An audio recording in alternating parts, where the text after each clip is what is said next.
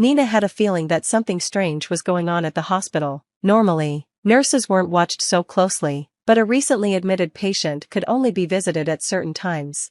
Olga, do you know what's happening? Nina asked her friend, who was also taking care of the patient, Svetlana.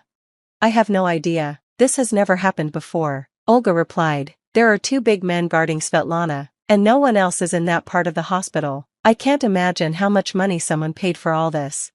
Olga found it eerie to walk through the empty hallway. Sure, the rooms for rich patients were usually quiet, but there were always a few people around. This time, however, all the other patients had been moved, leaving Svetlana all by herself.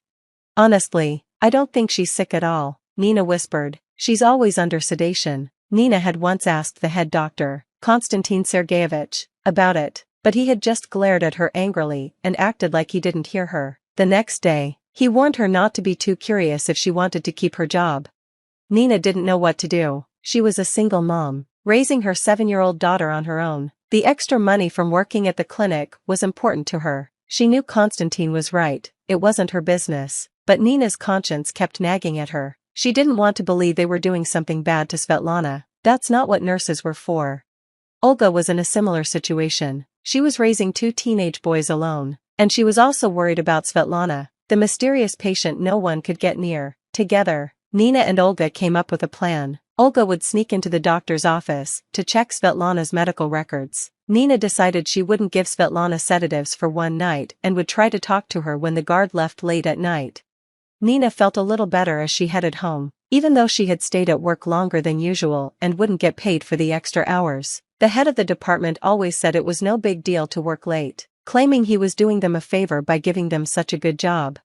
In reality, Ilya Evgenievich picked the most capable and hardworking employees, people who had no other options. Where could you go if you were the only one supporting your family? Nina never imagined she would end up alone with Igor. They had gone to school together, and following her grandmother's advice, she had carefully chosen Igor as her future husband. She wanted to make sure he was serious about marriage and having children. Why are you always testing me, Nina? What matters is whether I love you, Igor would say with a smile. He was tall, had curly hair, and bright eyes, while Nina was petite, with blue eyes and a cheerful smile. Love is important, but besides my grandmother, I have no one else. She's very ill. I want to choose someone for life, someone who will always be there, Nina replied. You can't choose children, but you can choose husbands, she said. Wow, you're smart and sensible. Go ahead and keep testing me, Igor said patiently. He introduced her to his parents, who turned out to be nice people and engineers. They liked Nina and appreciated her seriousness. During her first visit, she impressed her future mother-in-law by helping prepare lunch. Nina's grandmother was thrilled when they got married and even learned before she died that they were expecting a grandson. But after their daughter Natasha was born, Igor changed. What did I suffer for? I wanted a son, not to spend money on a girl, he said, breaking Nina's heart. Her pregnancy had been tough, and the doctors warned her that she might not be able to have more children. Igor found out about this too. What do you mean? She's our daughter, a child of love. I know we won't have more kids, but we'll have grandchildren someday, Nina said.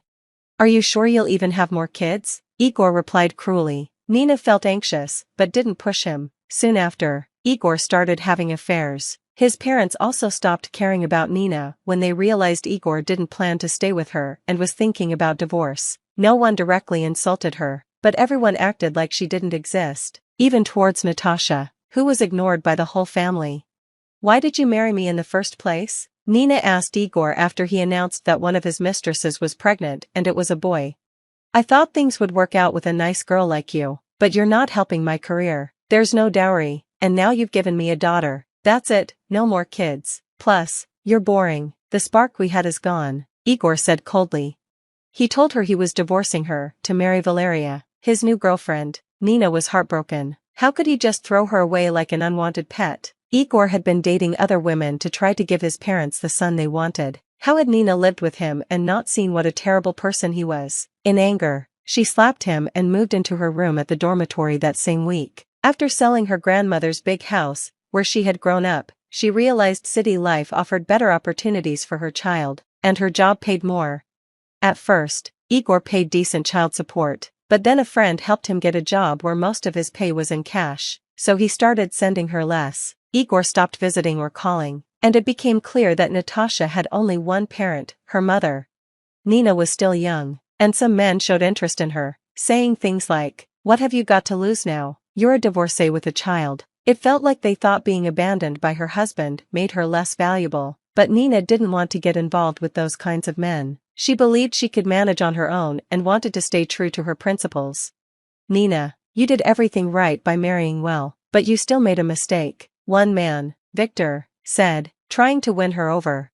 "I was young and naive, but I've stayed true to myself, and that matters. Acting with integrity is important," Nina replied, hoping he would understand that just because she had made one mistake didn't mean she would settle for anyone now. "Let me tell you something, women, you can't live alone," Victor insisted, not understanding her at all. He kept saying she had lost her value on the marriage market and should take what she could get. "You're young, but you've already got some issues. If you keep this up, you'll never be happy," he sighed. Nina stopped arguing. Victor got angry and told her to stop being so picky. "You can't change someone's mind if they lack common sense," she thought to herself. The next day, Nina and Olga put their plan into action. Olga found out from the documents that Svetlana wasn't really sick. The head of the department had fake medical certificates with conflicting information ready for any situation. The truth was that Svetlana was being kept in the hospital for some unknown reason. When the guard left, Nina was able to speak to Svetlana. She hadn't given her any sedatives that day and had slipped her a note asking her to pretend to be asleep and that Nina wanted to help. "Listen, you're not sick at all. You're being kept here for some unknown reason, and they're heavily guarding you," Nina said, sharing what she had learned. Svetlana, a fragile brunette with green eyes and a short haircut, replied, "Well, now there's nothing we can do. I have nowhere to go." She explained that her wealthy father had died, and her stepmother was trying to take everything from her. Svetlana felt safer in the hospital than at home because she had almost been hit by a car twice in the past year and had narrowly escaped an attack by thugs. "Your guard just said everything is calm and that he won't be back until morning. Get ready, and I'll help you out through the service entrance. No one will notice," Nina suggested, offering for Svetlana to stay with her in her dorm room. "But I don't have any money," Svetlana said, sounding resigned. "Don't worry, I know a good taxi driver. He's a decent guy. I'll call him," Nina reassured her, encouraging her to act quickly. Nina remembered she had always been told to marry Kolya, but since he was a few years younger, she never took him seriously. A few months ago, she had run into him at a water park while celebrating Natasha's birthday. Kolya had moved to the city and hadn't married yet. He had offered to help her any time she needed it, and Nina believed he meant it. "Of course, I'll come right away," Kolya said when Nina called him, canceling a trip he had planned and asking a friend to pick up his client. When they were in the car, and Nina explained everything, Kolya said, "This could be dangerous. Let's get Natasha and have you both stay at my place. I have 3 rooms." Kolya mentioned that his brother had become successful, started a business, and bought him an apartment, hoping he would settle down and start a family. "You're probably right. Svetlana's guards do look dangerous, and everything she told me is concerning," Nina admitted, knowing that Kolya was reliable and trustworthy. They stopped by the dormitory, and Nina told her neighbor to act like she didn't know anything. Luckily for Nina, her vacation started that day, giving her 3 weeks off work. The next day, Nina's phone kept ringing. Her neighbors informed her that someone had broken into her room and messed everything up. The head of the department demanded that she come to work immediately, even though she was on vacation, to explain what had happened. "I don't know anything about Svetlana," Nina lied. "And why aren't you home?" her boss accidentally revealed.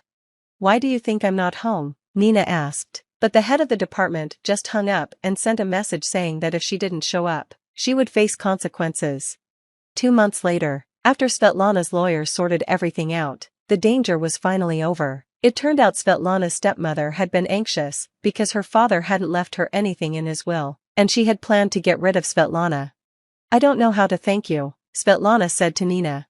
"Well, come to our wedding," Kolya replied. After the dangerous situation, everything moved quickly, and they decided to spend their lives together. It took about 6 months for this to happen. "How did you know I needed help so urgently?" Svetlana asked.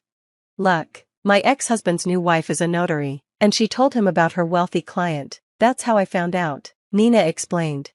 "Why didn't you tell me right away?" Svetlana asked, surprised. I tried, but you were so out of it, you couldn't process everything, Nina smiled. It turned out that the long-awaited heir hadn't brought Igor any happiness. He was now a single father, and his wife was in prison. Meanwhile, Nina was expecting another girl, and Kolya couldn't be happier. If you enjoyed this story, please support me by clicking the like button. To stay updated on new stories, subscribe and hit the bell icon. All the best. Winona and her children had been walking in the park for 3 hours. The weather was warm in September, and the children were happily playing, throwing multicoloured leaves into the air. The leaves fell beautifully and rustled under their feet. To be honest, it was time to go home for dinner, and Winona was tired after work. However, her mischievous children kept begging, "Mummy, let's go for a little walk. Can we feed the swans with a bun on the pond? And then go straight home, okay?" Winona smiled and said, "Okay, run, but not for long, Billy. You're in charge. Hold Stacey's hand, she's very little, and stay away from the water." Billy, Carl, Kevin, Erin and Stacey rushed to the swans, while Winona waited for them nearby on a bench. She turned her face towards the sun and stretched out her swollen, tired legs. How wonderful it is to have children. Despite the challenges, they bring so much love with their little voices and hands. I hug them 100 times a day. Winona thought with pleasure. Suddenly, she saw her eldest son Billy running back to her and became worried. "Sonny, where is everyone? Did something happen? I've told you not to leave Stacey." But Billy quickly reassured her. "Mum, don't worry, everything is fine. Come with me. There's a grandmother sitting alone on a bench near the pond crying. I felt sorry for her. Maybe she needs help." Saying this, the boy grabbed his mum's hand and led her towards the pond. And indeed, a frail, hunched elderly woman with a small travel bag was sitting on the bench near the water. She held a tear-soaked handkerchief and quietly cried, her thin shoulders trembling. The children surrounded her and tried to comfort her in their own innocent way, offering toys or lollipops from their pockets. Winona realized that she needed to intervene and find out what was wrong. She called the kids. "Children, please, feed the swans and don't disturb us for a while, okay? We'll go home for dinner soon." Winona sat down next to an elderly woman and started a conversation. "Hello, my name is Winona. I'm sorry to bother you, but I couldn't just pass by someone who is in trouble. Is something wrong? Maybe I can help you with something." The elderly lady sighed sadly and replied, "Nice to meet you. I'm Mrs. Spertus. How can you help me? It happened that in my old age, I find myself without a roof over my head and nobody needs me. I don't know what to do or where to go. Out of despair, I even thought about ending it all in this pond, but I couldn't gather the courage." Winona was shocked, hearing such a desperation in the elderly woman's words, and asked, "How did this happen? What about your children, grandchildren, or your husband? Do you have any relatives at all?" Meanwhile, Mrs. Spertus continued, "Well, I do have 2 children, a son and a daughter. They both have their own families and children, but I was just an extra in their lives. They're planning to put me in a nursing home. I feel ashamed and scared at the same time. So this morning, I quietly packed my things and left without a clear destination." Winona was speechless and said, "That is terrible. How could they send their own mother to a nursing home? Why would they do that? I can't wrap my head around it. Please tell me more, we have time. My kids will be happy to run around." The elderly woman, wiping tears as they rolled down her wrinkled cheeks, began to share her memories. She had nowhere to rush to, and had been longing to talk for a long time. There was so much weighing on her soul. She felt drained. "I haven't always lived like this," she began. "I worked in a leading position all my life, as the director of a supermarket. Everyone in town knew me and respected me. My husband was also a respected man, working in manufacturing. We lived in a 2-story house with a balcony. We also bought apartments for our son and daughter and educated them in prestigious colleges. Kristen and Sherman, our children, grew up with so much love and pampering. We never denied them anything, always fulfilling their requests for clothes or toys.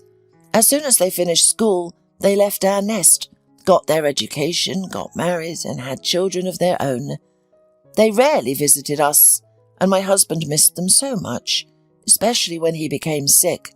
Sometimes we would call our daughter and ask, "How are you, my dear? When will you come to see us?" And the only answer was always the same. "Oh, Daddy, I don't know. I'm just so busy. I'm currently busy and overwhelmed with tasks. All right, I will call you back later. Please send my regards to Mum and goodbye." Our son frequently ignored my calls and always came up with excuses like not hearing the phone or being too busy. It was like that every time. And then it was 8 years ago my husband passed away after a long and painful illness. We spent a lot of money to afford his expensive treatment, but it was all in vain. When my beloved husband was buried, everyone left in the evening, leaving me alone with my sorrow. Since then I have been living by myself. There was no one to talk to, and I felt incredibly sad and lonely, to the point of wanting to cry. I have even forgotten what my son, daughter, and grandchildren look like.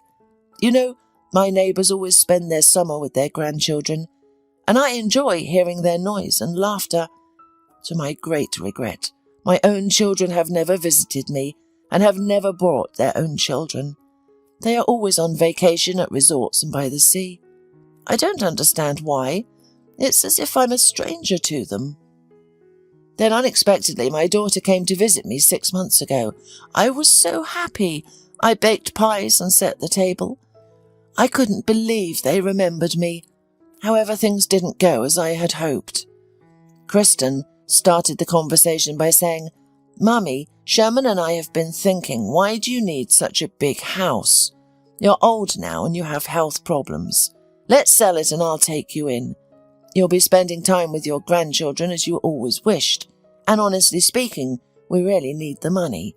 Step into our shoes. My husband's job is in crisis and Sherman's job is unstable. We could use some extra cash." The elderly woman went silent for a moment, immersed in unpleasant memories, and then continued. "I was deeply upset because I have lived in that house with my husband my whole life. Even the walls were dear to me. Of course, I was afraid of what would happen if I didn't fit in living with my daughter. On the other hand, I couldn't keep up with the cleaning and yard work anymore. I had high blood pressure and my heart would ache. Climbing up to the second floor was a struggle.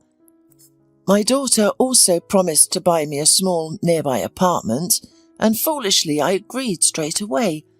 So the house was sold and I gave every penny of the money to my children and moved in with Kristen. And that's when my torment began. My son-in-law immediately took a dislike to me. He would get nervous when I sat down to eat with them in the dining room. He wouldn't let me join in conversation and would interrupt me. All I heard him say was, "Oh, don't start giving your stupid advice. We've managed without you and we're doing just fine." The grandchildren weren't particularly happy with my presence either. They were already teenagers and would resent their mother. They would say, "Why did you bring Grandma? We were cramped here even without her." I tried not to leave my room unless necessary, but my son-in-law made it clear that I was unwanted there. My daughter would often get angry too, saying, "Mum, don't go anywhere, don't touch anything. Can't you remember where things are?" I was so stressed out. I would cry in secret and regret agreeing to live with my daughter.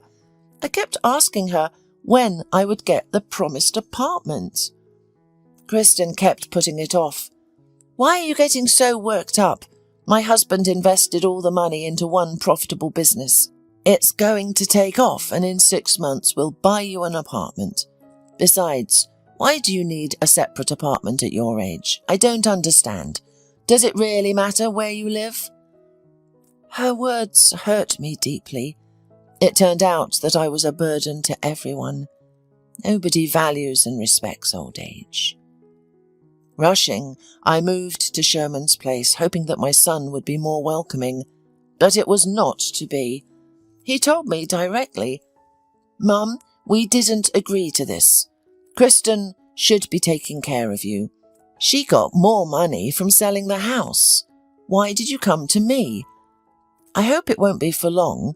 You know my wife, Melissa, she's very sensitive and has a demanding job. She gets annoyed with strangers in the house." Just like that, he turned me away. I had to go back to my daughter. I was so offended. I had raised 2 children on my own, and now I had nowhere to rest my head. This morning, I was quietly walking to the bathroom, but suddenly heard a conversation in the kitchen. My son-in-law said, "Kristen, I'm sick of all this. Money is great, of course, but I can't tolerate your mum here for the rest of my life. She's always lurking around, sticking her nose in everything. Why don't we put her in a nursing home?" My daughter was initially indignant, saying, "Are you crazy? I promised her I would buy her an apartment. It was already a big lie, and now what? I can't do this to her. She is my mother, after all." But my son-in-law kept insisting. "What's the big deal? They take care of old people there, and there would be no more problems. She would be better off there. Besides, it's either her or me." I thought my daughter would defend me or kick him out for saying such things, but she surprised me by saying, "Well, maybe you're right. I'll think about it. You know how much I love you, honey.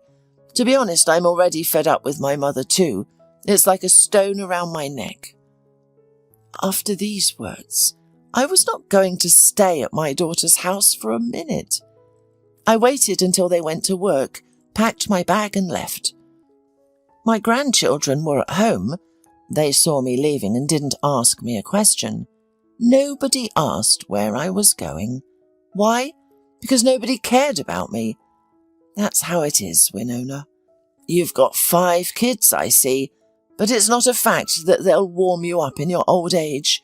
Although you seem to have them good, responsive. Maybe you'll be luckier than me.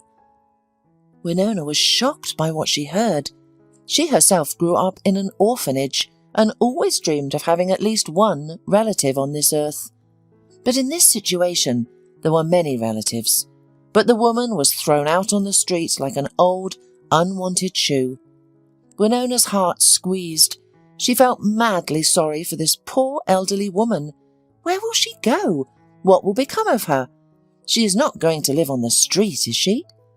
Thinking for a while, Winona called for her children and said in a businesslike manner, "So, my dears, Mrs. Spurtas will live with us. Do you mind?"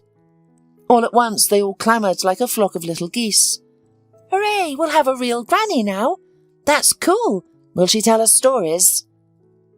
Winona took the old lady's bag and gave her a hand. "Come with us, Mrs. Spurtas, and please do not refuse. We need you very much. You can't even imagine to what extent. I really need an adult to look after my children. And you need a roof over your head, so we can help each other. I work as a cleaner in the office, and sometimes there is no one to sit with the children. I have to ask either a friend or a neighbour. Don't worry, they're good, well-mannered. You won't have any problems with them. Of course, our place is a bit cramped, but it's fun. Well, do you agree?" Mrs. Spurtas even wept. "Thank you very much, Winona. I'll agree with pleasure. I'm so tired of loneliness, and I will gladly take care of the children. And frankly, I'll take any offer I can get, as long as I don't have to go back to my daughter." They all went home, to the apartment in an old building, and Mrs. Spurtas was surprised at the attention and care she was surrounded by. The only bedroom was clean and cosy. Bunk beds stood near each wall. The tables were sliding and did not take much space. Mrs. Spurtas was put to sleep on the sofa in the living room, where Winona had laid clean bedclothes.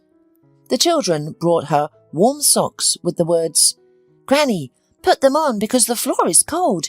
You can catch a cold." They all dined together with a huge pan of fried potatoes, drank tea with pancakes, and chatted merrily. Mrs. Spurtas was surprisingly cosy and comfortable in this seemingly cramped apartment. From the first minute she really felt at home.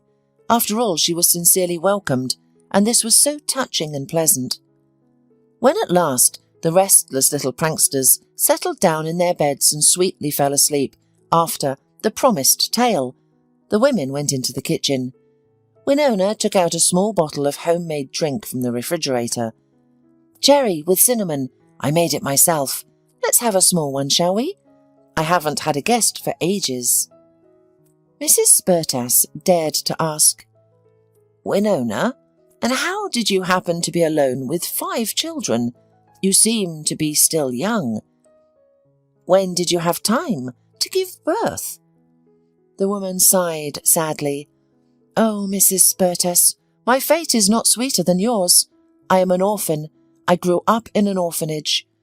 I only know about my parents from the tutors, that they drank heavily, so they took me away from my family.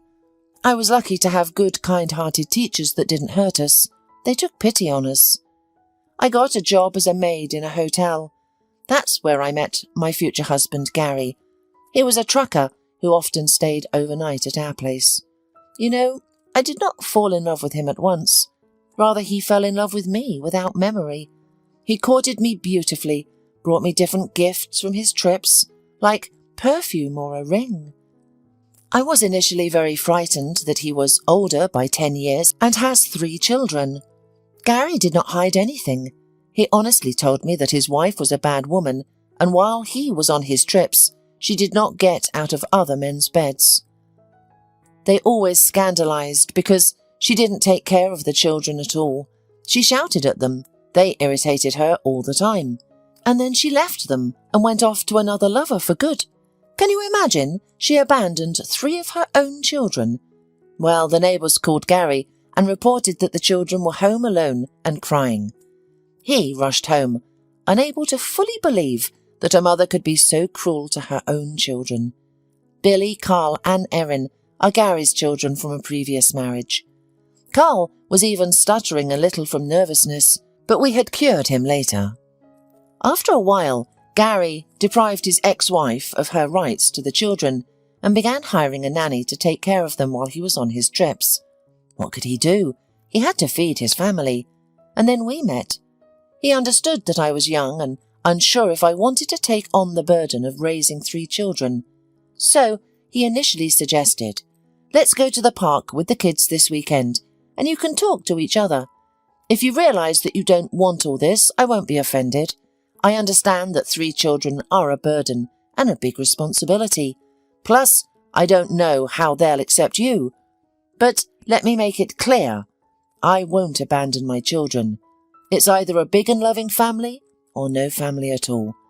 They've already suffered enough from a bad mum. They don't need a scoundrel for a father." That was the deal. When I saw how Gary carried Billy on his shoulders with balloons and pushed Erin in a stroller, who was only a year old at the time, something inside me changed. It was so unusual and touching. The kids welcomed me wonderfully, and I was happy to play with them all day long. Of course, our first meeting wasn't exactly a romantic date, but by the evening Gary and I had grown so close that we put the kids to bed together and I stayed at his house. For good. At first it was difficult. There were times when I cried from fatigue, especially when the children were sick and fussy. But my beloved always helped, encouraged me, and was there for me. Gradually I became so attached to the kids that I couldn't imagine my life any other way. They started calling me Mum. A year later I found out that I was pregnant. I was overjoyed, and imagine, it turned out that we were having twins. I was petrified, to be honest. The pregnancy was hard and I could barely make it. Kevin and Stacey were born, so suddenly we had 5 children. Despite all the difficulties, it was the happiest time. The first tooth, the first mummy, the first step. Gary was glowing with happiness, and we never differentiated between his children and mine. They were all ours, loved and cherished. Winona suddenly stopped talking, faltered, poured another shot glass, drank it in one gulp without snacking, and quietly said, swallowing tears, "And 6 months ago, Gary died in a car accident on a slippery highway. I don't remember the funeral well. I was unconscious most of the time. Just like that, instantly I became a 25-year-old widow with 5 children. I was terrified, and the children were crying and waiting for their daddy to come home. They kept asking when he would come, tearing my soul apart. I was in total despair, on the verge of giving up, and I didn't know how to go on. Times were tough. I had to sell Gary's house to have something to raise my children on and move here. My acquaintances still don't understand me. They think I'm crazy for not giving up the children for adoption. But I can't. You see, I just can't. I grew up in an orphanage myself, and I know better than anyone what awaits them there. It's a betrayal. They think I'm their mum. How can I abandon them? I had to look for a job, but with so many young children, nobody wanted to hire me. Who needs an employee who will be on sick leave all the time? I finally managed to get a job as a cleaner in a company. The boss took pity on me and hired me, but with the condition that I wouldn't take any time off or sick leave. So I kept working, always spinning. Sometimes I would ask my friend to babysit, or the neighbour. You know, small children often get sick. Yes, it's difficult, of course. The salary is not enough for such a big family, but I receive a child allowance and some of my acquaintances give me their kids' things. I'm not picky. Billy started school this year, and I barely managed to prepare him. But it's okay. He's no worse than the others. As for work, some people like to tease me because they think that since I'm a cleaner, I must be a naive fool who had babies with anyone. And frankly speaking, it brings me to tears. Mrs. Spertas also got emotional, cried and took Winona's hand. Darling, you are a true hero, Mother, and a clever woman. You're doing everything right. Everything will get better. The kids will grow up, and it will get easier. I will help you with great pleasure. We won't be lost, believe me. They continued talking and crying together for a long time. It seemed that with every tear shed, the accumulated grief and sadness from all those years were being washed away, and their souls felt lighter. That's how they started living together as one big and loving family. The children adored Mrs. Spertas for her storytelling skills and her delicious pies made with cabbage and apples. The elderly woman seemed rejuvenated, standing tall and constantly smiling.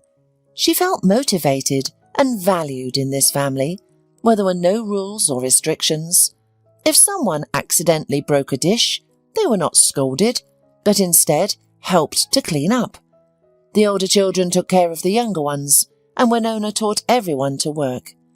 For example, when making dumplings, they all worked together, joking and laughing, even if some turned out misshapen.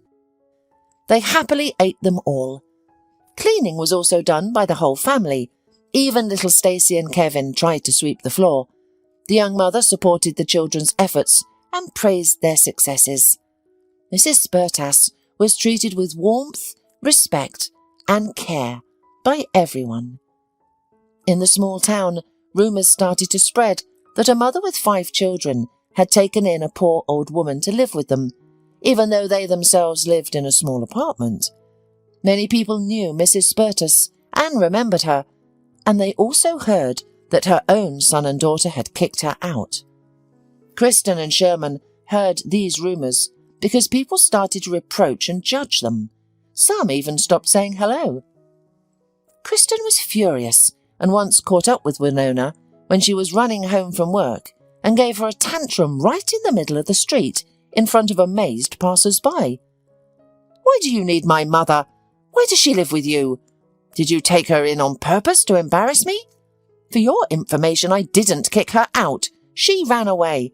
Tell her not to fool around and come back." Winona was shocked, but she answered strictly, I'm not forcing Mrs. Spertus to stay with us. It's her decision. You better know what happened and why she was on the street. She is very much loved and appreciated in our family. You should be ashamed to say such things to me." But Kristin didn't stop quarrelling. "Be aware she doesn't have any valuables, or you have decided to make a benefactress out of yourself?" Winona smiled. "You're wrong. She has the most important thing, a good heart, and I do not need anything else, but you apparently do not understand this. Excuse me, I have to go. The kids are waiting." Sherman, on the other hand, was indifferent to the news that his mother lived with strangers. He saw it as one less problem for him. He had grown up having others make decisions for him and had never shown much initiative. He even found himself a well-off wife and didn't care much about earning money. Mrs. Spertus lived with Winona for 3 years and quietly passed away. Doctors only shrugged. Old age, weak heart. The woman was very sad and in a burst of emotion decided to search for Mrs. Spertus's negligent children. She hoped that they would at least show remorse in the end and be willing to contribute financially to the funeral. However, her hopes were shattered. Kristin hissed into the phone, refusing to help and suggesting that Winona bury her mother herself. Sherman didn't even answer the phone out of guilt, and his wife Melissa said that her husband makes pennies and she was not going to bury a stranger for her money. Winona was shocked by such cynicism and couldn't comprehend how someone could act in such a heartless manner. Despite struggling to gather enough money, she organised a modest funeral and wake for the old woman, ensuring a dignified farewell. To her surprise, many people attended to bid farewell to Mrs. Spertus. They expressed gratitude for her kindness and compassion, with some even offering financial assistance. However, her own children never showed up. It seemed they were too ashamed to face people and chose not to attend the funeral. Winona's kids were also missing their newfound grandmother dearly, remembering her enchanting stories, warmth and kindness. Winona often visited Mrs. Spertus's grave with them, taking care of it and sharing with her both the joys and sorrows of life. She had problems at work because she was completely hounded. Many people whispered and twisted their ears, saying, "Our cleaning lady is abnormal. She barely makes ends meet, has many children, both her own and others, so she must have enough problems. And she even paid for someone else's burial. She's crazy." Others mocked her to her face, saying, "Hey, Winona, can you give us some money? You have a lot of it, don't you? Since you're throwing a wake for strangers." The woman's eyes welled up with tears of anger. She wanted to respond sharply to all of them, to throw away the hateful mop and leave this toxic environment. But she couldn't. She had children to take care of. She had to support them and remain silent.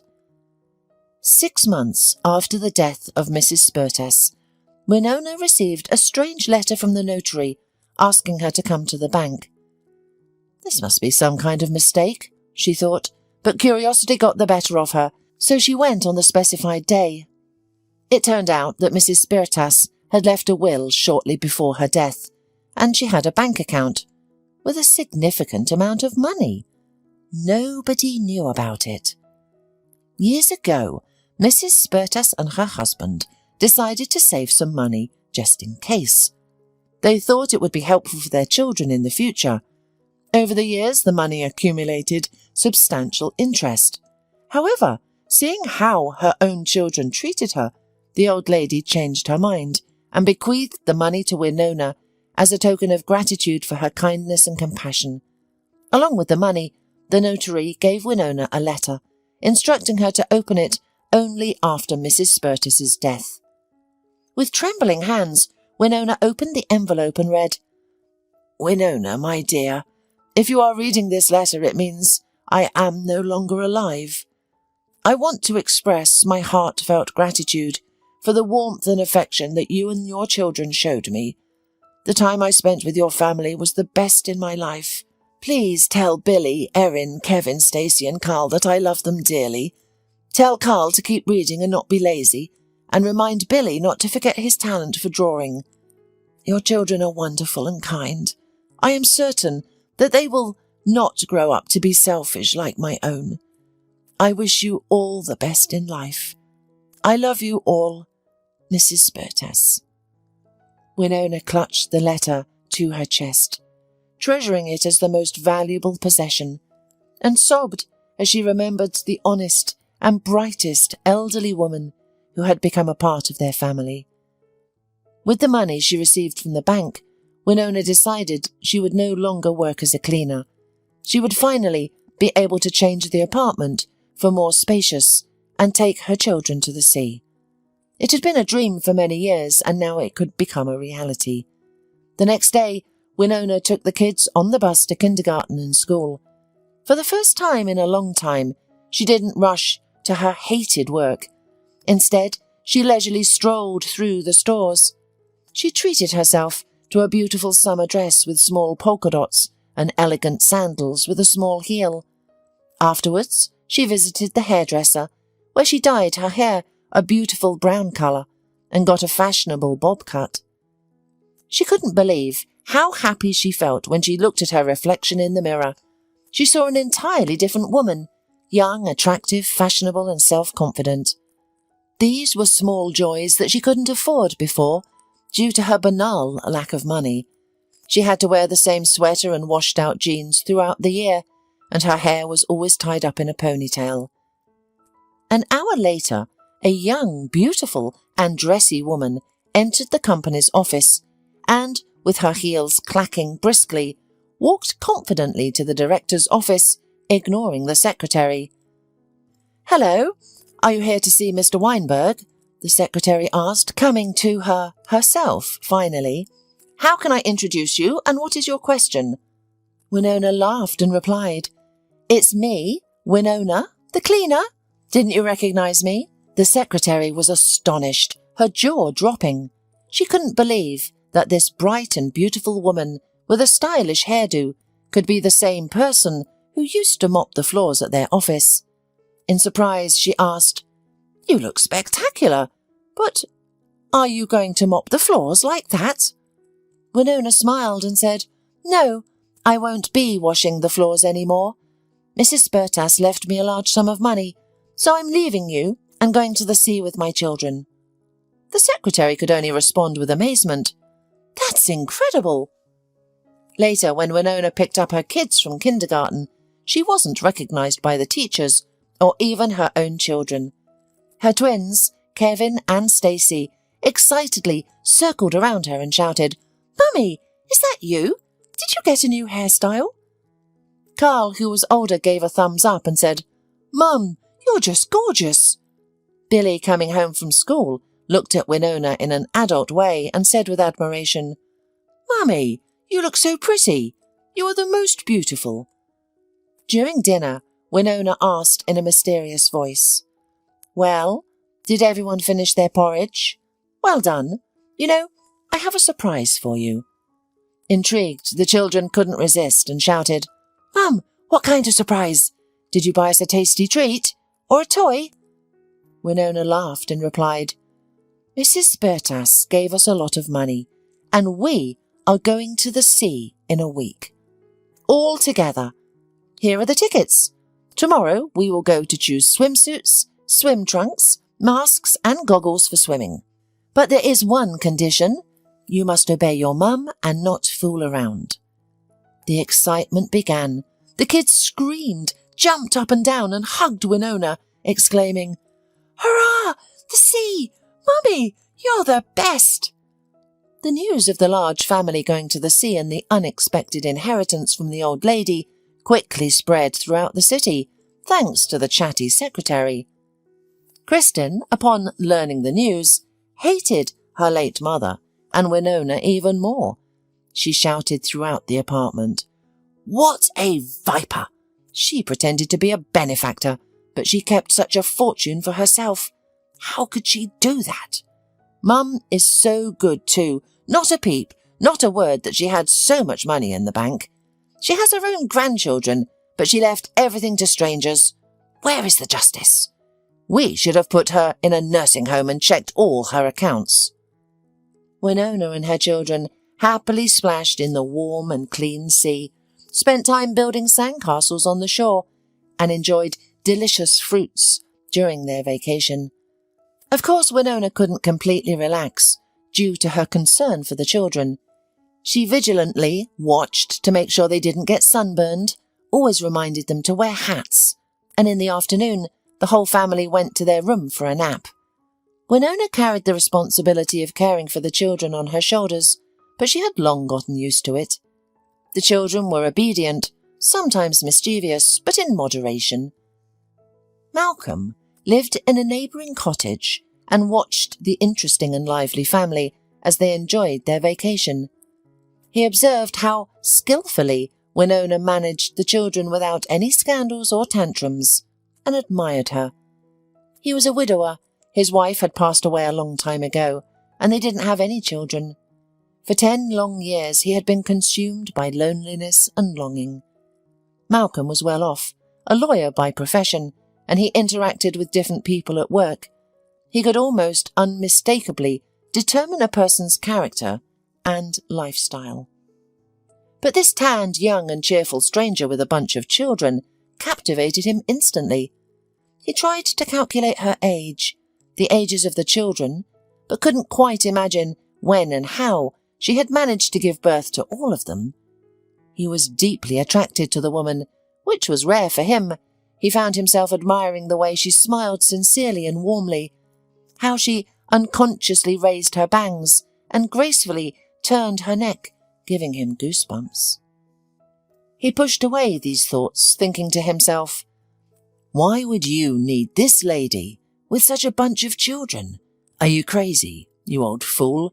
You're 42 years old and she's still young, maybe even married, and her husband just didn't come on vacation." Malcolm continued to watch them but didn't dare to approach and introduce himself, afraid of looking ridiculous. However, their meeting happened by chance, or fate. Carl and Erin were playing ball and accidentally hit Malcolm right in the forehead. The children were embarrassed and quickly ran up to him to apologise. "Oh, sorry, it was because of the strong wind. Are you hurt?" The man laughed and cheerfully tossed the ball back to them. "It's nothing at all. My name is Malcolm. And how about you, young athletes?" The boys introduced themselves and eagerly pulled Malcolm towards the rest of the family. He happily went along with them. Winona enjoyed playing with the kids and helped them dig a mini lake in the sand. She didn't immediately notice the stranger's presence. "Hello, everyone. My name is Malcolm. It so happens that I met 2 charming volleyball fans, and they invited me to join you. Am I interrupting?" Winona laughed and replied, "Hi, I'm Winona. Have my naughty boys gotten to you yet? They can. Of course, you won't be a bother. The more the merrier. Join us." And so, unnoticed, Malcolm and Winona spent the whole day together, swimming, sunbathing and getting to know each other. The time flew by cheerfully and interestingly. In the evening, after dinner, Malcolm timidly asked, "Winona, what are your thoughts on having a glass of fine wine here, not far away, on the terrace of the cafe?" Winona felt embarrassed. It had been a long time since anyone had made such a suggestion. "Only after I put the children to bed, and not for long, you know." Her heart fluttered with anticipation. She hadn't felt this way about meeting someone new in a long time. She really liked Malcolm a lot. He was pleasant and well-mannered. But what really won her over were his kind, radiant eyes. After putting everyone to bed, she wore her favourite polka dot dress and applied light makeup before heading out to the cafe. Malcolm was already waiting for her with a full table of fruit and wine poured into beautiful glasses. When he saw her, he stood up and presented her with a beautiful bouquet of lilies, saying, "This is for you, Winona. You are as beautiful as these delicate lilies. I'm so glad you decided to come after all." The woman blushed, pleased with the attention. She couldn't remember the last time someone had complimented her, They sat down at the table and talked until almost midnight. Occasionally, Winona would check on the kids to see if they were asleep and then return to her conversation partner. Malcolm shared that he had been living alone for 10 years, as his family were tragically destroyed instantly by a drunk driver.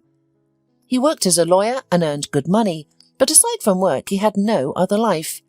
That's why he would periodically come to this recreation centre, out of boredom. Winona couldn't and didn't want to lie, so she honestly told him everything about herself, her children, and Mrs. Spertas. Incredibly, both of them felt like they had known each other for a lifetime, as they shared an easy and comfortable connection. When they said goodbye, Malcolm took the daring step of kissing Winona on the cheek, as if in a friendly manner. That kiss made the woman feel dizzy and incredibly good, something she had never experienced before. The rest of the night, Winona tossed and turned in bed, unable to get Malcolm out of her head. She was angry with herself, thinking, "What am I hoping for? That he will accept me with a bunch of kids? I must have overwatched soap operas. It's impossible. At most, I'll have a fling at the resort and that's it. But will that make me feel better?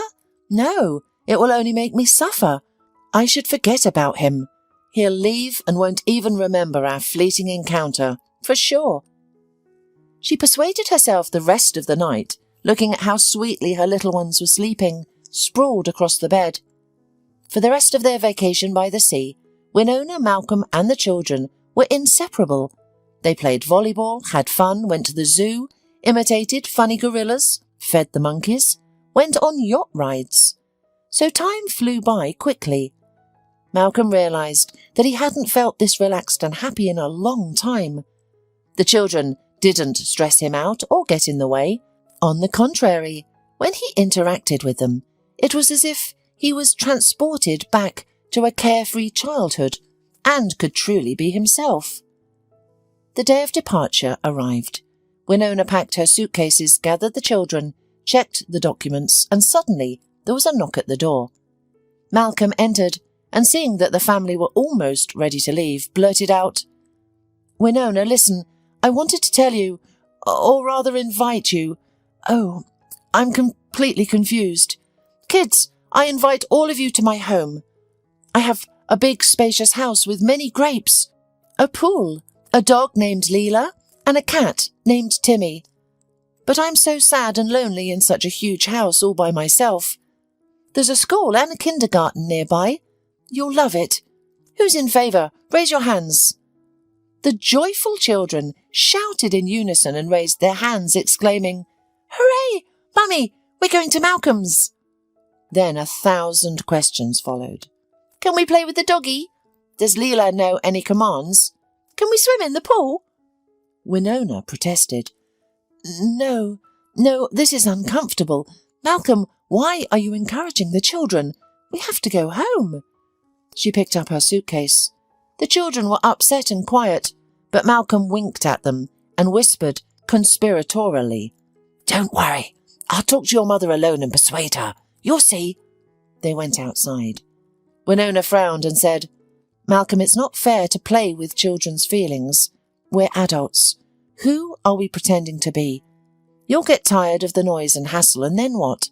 How am I going to explain all of this to the kids? Remember, children are not just happy all the time. They can be cranky and sick, and they need constant care and attention. It's not an easy job. Really, they are my family, but they're strangers to you. And what about me? Who am I to you? We've only known each other for 2 weeks. Why do you need me?" Suddenly, Malcolm pressed her tightly against him and passionately kissed her on the lips. She tried to resist at first, but then gave in, and they couldn't separate from each other for a long time. After catching their breath, Malcolm said, "Winona, I'm 42 years old and I'm a lawyer. I'm not someone who just says words without weighting them. I won't hide it. If someone had told me a month ago that I would fall in love so quickly with a woman I barely knew, who had 5 children, I would have thought they were crazy. But believe me, these past 2 weeks that we've spent together have been the best 2 weeks of my life. Since my wife passed away 10 years ago, I became hardened, cynical, and stopped believing in love. But you and your children have brought back the happiness of my childhood. With you, I feel like myself again, and I feel good. I understand the responsibility I have towards you and the children, and I promise I will never betray you or abandon you, no matter how difficult it gets. Let's make it official and live as one big and loving family." Winona smiled and said, "Well, if that's how you feel, then I agree. The children truly love you, and children's hearts don't lie. And I fell in love too." She hugged him tenderly and then asked, "But what about work? Will I be able to find a suitable job in your city? I was only hired at my old age out of pity." Malcolm laughed and said, "Job? What do you need it for? Your true calling is to be a mother, and you're amazing at it. I have enough money to provide for our family, trust me." Winona felt like she was living in a magical fairy tale and was afraid to close her eyes, fearing that it would all disappear. Every evening, as they tucked their children into bed and lay together, Winona silently thanked her guardian angel, Mrs. Spertus. Meanwhile, the seeds of anger and hatred that Kristen and Sherman had shown towards her mother soon bore fruit. Kristen was unexpectedly disabled in an accident and was left with no husband or children. She was placed in a centre for the people with disabilities without any hesitation. Sherman fell into debt and started drinking heavily, leading to Melissa filing for divorce and leaving him with nothing. Mrs. Spertus's children became even more bitter, spending their days away from their relatives and suffering from the burden of loneliness. They didn't realise the simple truth. How you treat your parents is how your children will treat you. It's the law of life. Evie was born and raised in a village family. Her mother worked on the farm her whole life, while her father worked as a driver. Since they were young, Evie and her sister Nina helped around the house, doing chores, cooking, and taking care of the animals. Their parents were busy earning a living, so the girls took care of them when they came home tired in the evening, setting the table and pouring tea. It was their daily routine. From a young age, Evie dreamed of becoming a teacher, influenced in part by her first teacher. Miss Terrence was a beautiful and intelligent young woman who had recently graduated from college. She spoke eloquently and calmly, knew the answers to all the questions, and motivated the class to excel in their studies. So, Evie was determined to become a teacher just as good and kind as her favourite teacher. The girl excelled in her studies and easily gained admission to pedagogical college after finishing school. Thus began her life in the city. Evie was assigned a room in the dormitory, which was a new experience for her. She had never been away from her parents and sister for longer than a couple of days, and suddenly she was on her own. At first it was scary and challenging, but Evie quickly adapted. She enjoyed her studies, made friends with classmates, and respected her teachers. It became increasingly clear to her that she had chosen the right path. Being a teacher was truly her calling. After graduating, Evie got her first job. She was hired at a prestigious language gymnasium. The salary they offered was beyond her wildest dreams. Evie immersed herself in her work. She enjoyed teaching, answering the students' numerous questions, preparing lesson notes, and participating in pedagogical councils. The young professional started receiving compliments from experienced colleagues, and that brought her joy. By that time, Evie's sister Nina had also moved to the city. Nina graduated from the College of Economics, found a job at a meat processing plant in the administrative department, and then got married to Phil, the son of the plant's director. Perhaps his parents were at first against the bride, a simple girl from the village, but after getting to know Nina better, they loved and accepted her. She was beautiful, hard-working, faithful, kind. The young couple lived in their own apartment, which had 3 spacious rooms and a huge balcony. Evie sincerely rejoiced in her sister's happiness. However, her own personal life was not going well. During her college years, Evie had several unsuccessful romances. All her suitors were all immature, self-centered, dependent, and weak. Evie knew she couldn't build a life with someone like that. The bitterness and disappointment from each breakup lingered for a long time. That's why Evie decided to take a break from romantic relationships and focus on her career. After all, men had brought her a lot of frustration, and it was better to concentrate on her professional growth. And then, one day, a man named Phil entered the young teacher's life. He was a modest, somewhat reserved, and short guy with blue eyes and a pleasant smile. They first crossed paths in the school gymnasium at the end of summer. Phil was leading a team of craftsmen who were hurriedly completing repairs at the school. Their eyes met, and Evie immediately sensed that there was something about this man who captivated her. She couldn't quite put her finger on it. He wasn't particularly handsome and seemed quiet and unremarkable. But he blushed and turned away when he saw Evie, clearly embarrassed. It was a very endearing and touching sight. Evie realized that he had also been attracted to her at first sight. From then on, Evie would see Phil every day, and he would always avoid eye contact with her. However, the young woman began to notice that he would secretly steal glances at her when he thought she wasn't looking. It was both pleasant and exciting. One day, Phil mustered up the courage to take a leap of faith. It was the eve of completing a project, their last opportunity to get to know each other. With no more schoolwork to keep them connected, Phil feared he wouldn't see Evie again. So he decided to take a desperate and challenging step. Phil spoke quietly and simply, without flowery phrases, but his words were sincere and touching. Evie was touched by his honesty, and she agreed to go on a date with him. Little did Phil know she had been eagerly waiting for this invitation, and the thought of not receiving it had started to worry her. For their first date, Phil invited Evie to the movies, and after that day, Evie realized that Phil was the one for her. They were so good, so easy together, and of course, they shared stories about their lives.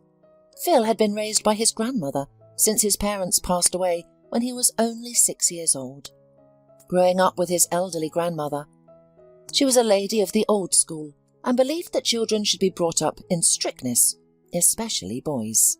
Therefore, Phil's childhood couldn't be described as happy, warm, or carefree, but he didn't complain to Evie about it. He simply shared how he grew up. Evie, being sensitive and attentive, drew her own conclusions. She felt sorry for this amazing guy and wanted to give him warmth and care, which he lacked in his childhood. She longed to hug him and kiss him. After finishing school, Phil joined the army and later studied to become a welder. Although he didn't get a job in his chosen field, he became a foreman of a repair team, which provided him with a steady income. Nonetheless, Phil never gave up the idea of becoming a welder. Welders were usually offered higher wages, and he had to put in so much effort into learning the profession. Phil lived in a rented apartment just like Evie. When he was still a child, cunning relatives sold off his parents' house, leaving him with nothing. He had to start from scratch, but he never lost hope or complained about life, even though fate hadn't treated him fairly. Phil was kind and caring.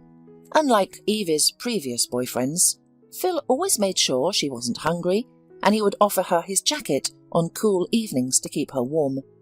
With Phil, Evie felt loved and desired. It was a wonderful feeling. Evie realized she was in love, and her feelings were mutual. There was no doubt about it. Phil looked at her with adoring eyes and did everything in his power to make her feel comfortable and happy around him. When Phil proposed, Evie happily accepted without any surprise. She had longed to be with Phil, to take care of each other and support one another. She was tired of returning to an empty, cold room. At first, Nina wasn't thrilled about her sister's choice. "You're young, beautiful. You can easily find someone even wealthier. My Phil has many friends, and all of them are handsome and sons of rich parents. You'll roll in the stuff with them. And what about Phil? No home, no money, no normal job." But after getting to know Phil better, Nina changed her opinion. "He's a good man," Nina smiled, sharing her impressions with Evie. "He's very kind, and he loves you so much.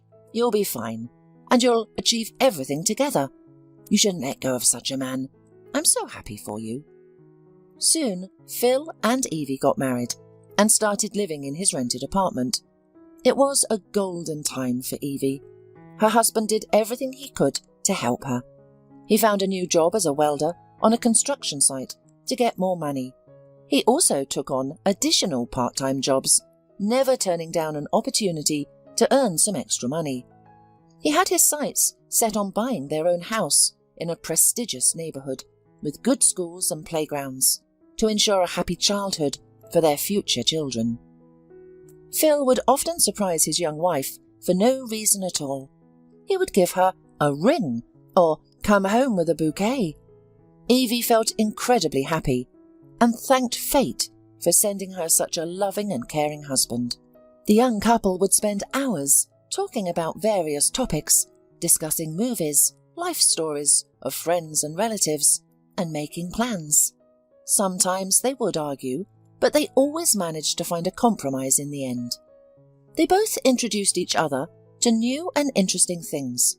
For example, Evie got interested in hiking in the forest with Phil, and Phil fell in love with the theatre, thanks to his young wife. Evie believed that she and Phil were soulmates, two halves of a whole. Although the couple were not wealthy, they had enough to live comfortably. They didn't have luxury cars or annual trips to the sea, but they were content with what they had. And then Roger was born. The young couple rejoiced at his arrival. Phil, as a new father, was beaming with pride as he held his son for the first time. He proved to be a wonderful parent, attentive, sensitive and caring. After work, he would spend hours strolling around the neighbourhood with his baby to give Evie a break. But of course, mostly Evie would go for walks with Phil, enjoying their conversations about their plans for the future. They didn't have their own place yet, but their savings were slowly growing. They knew that they would be able to afford their own place soon. The young couple often dreamed about their son's future as well. They hoped he would grow up to be smart and kind. As parents, they were going to do their best to nurture their son's innate talents and support him through every challenge. But the couple's dreams were not destined to come true. A few years after the birth of their son, misfortunes started to fall on their small family, one after another. First came the financial crisis, which caused the couple's savings to depreciate. They had nothing left to buy their own apartment, even though the goal was so close. The couple had a difficult time coping with what had happened. They even cried, unable to hide their emotions. Phil couldn't hold back his tears, thinking that his wife didn't see. He had even picked out a house of his dream, with 3 bedrooms, not far from a great school and a sports centre, where Roger could go swimming. And then, such a blow. But there was no time to dwell in despair for long. Hard times arrived. Evie's salary at school was reduced, and things were not going well at the construction site either. Phil's main source of income now came from private construction jobs.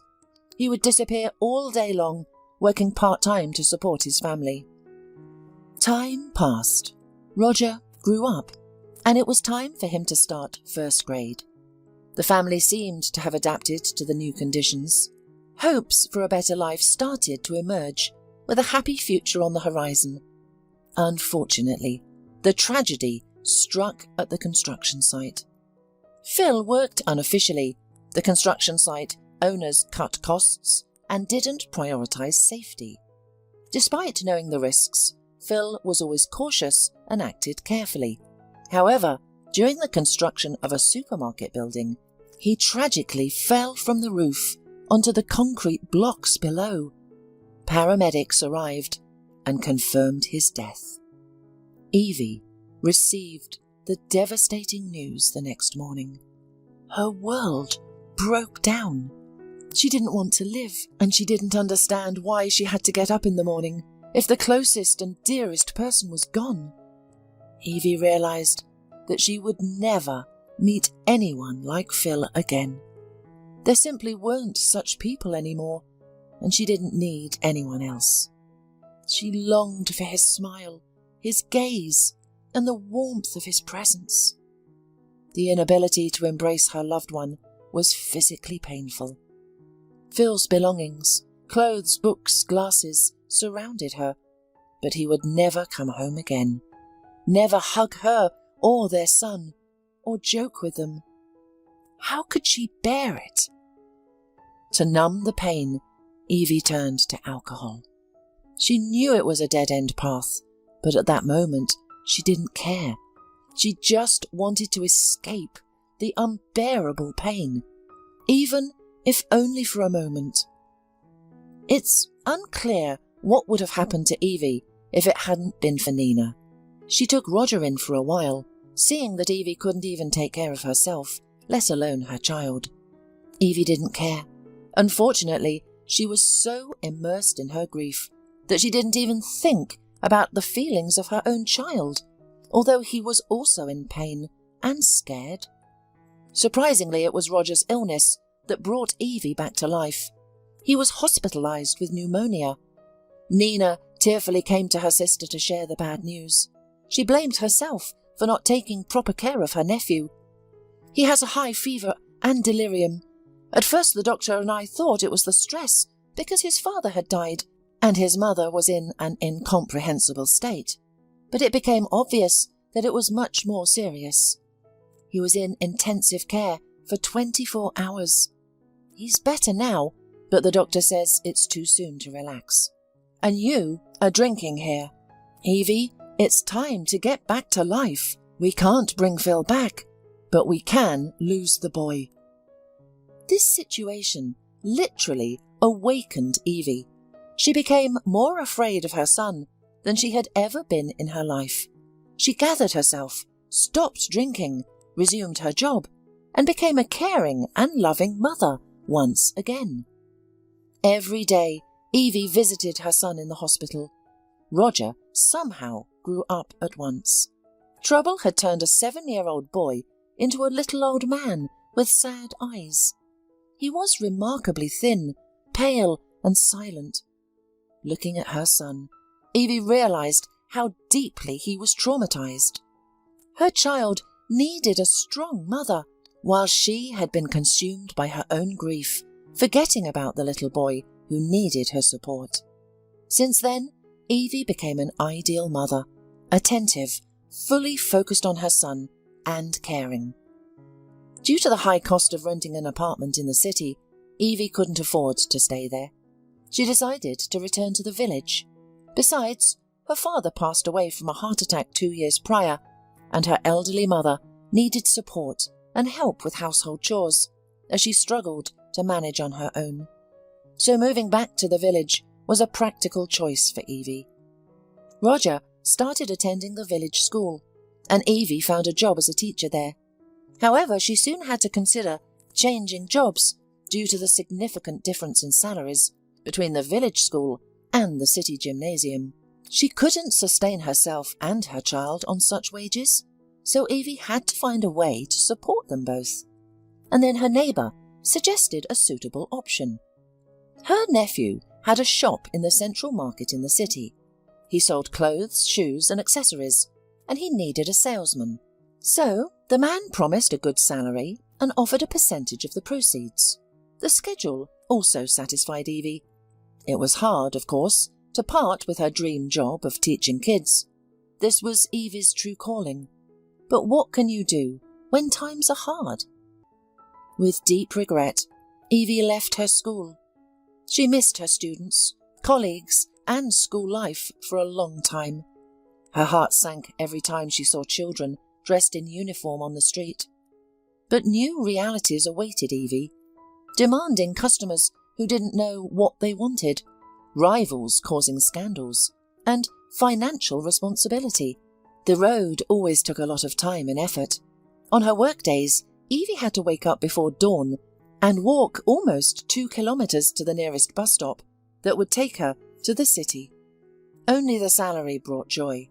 Now Evie could buy her son beautiful clothes and toys, and they even flew to the seaside resort every summer. Evie's mother helped to look after Roger. She was already elderly, of course, but she had enough time and energy for her grandson. Evie often visited Nina, who didn't work and took care of the house and her daughter.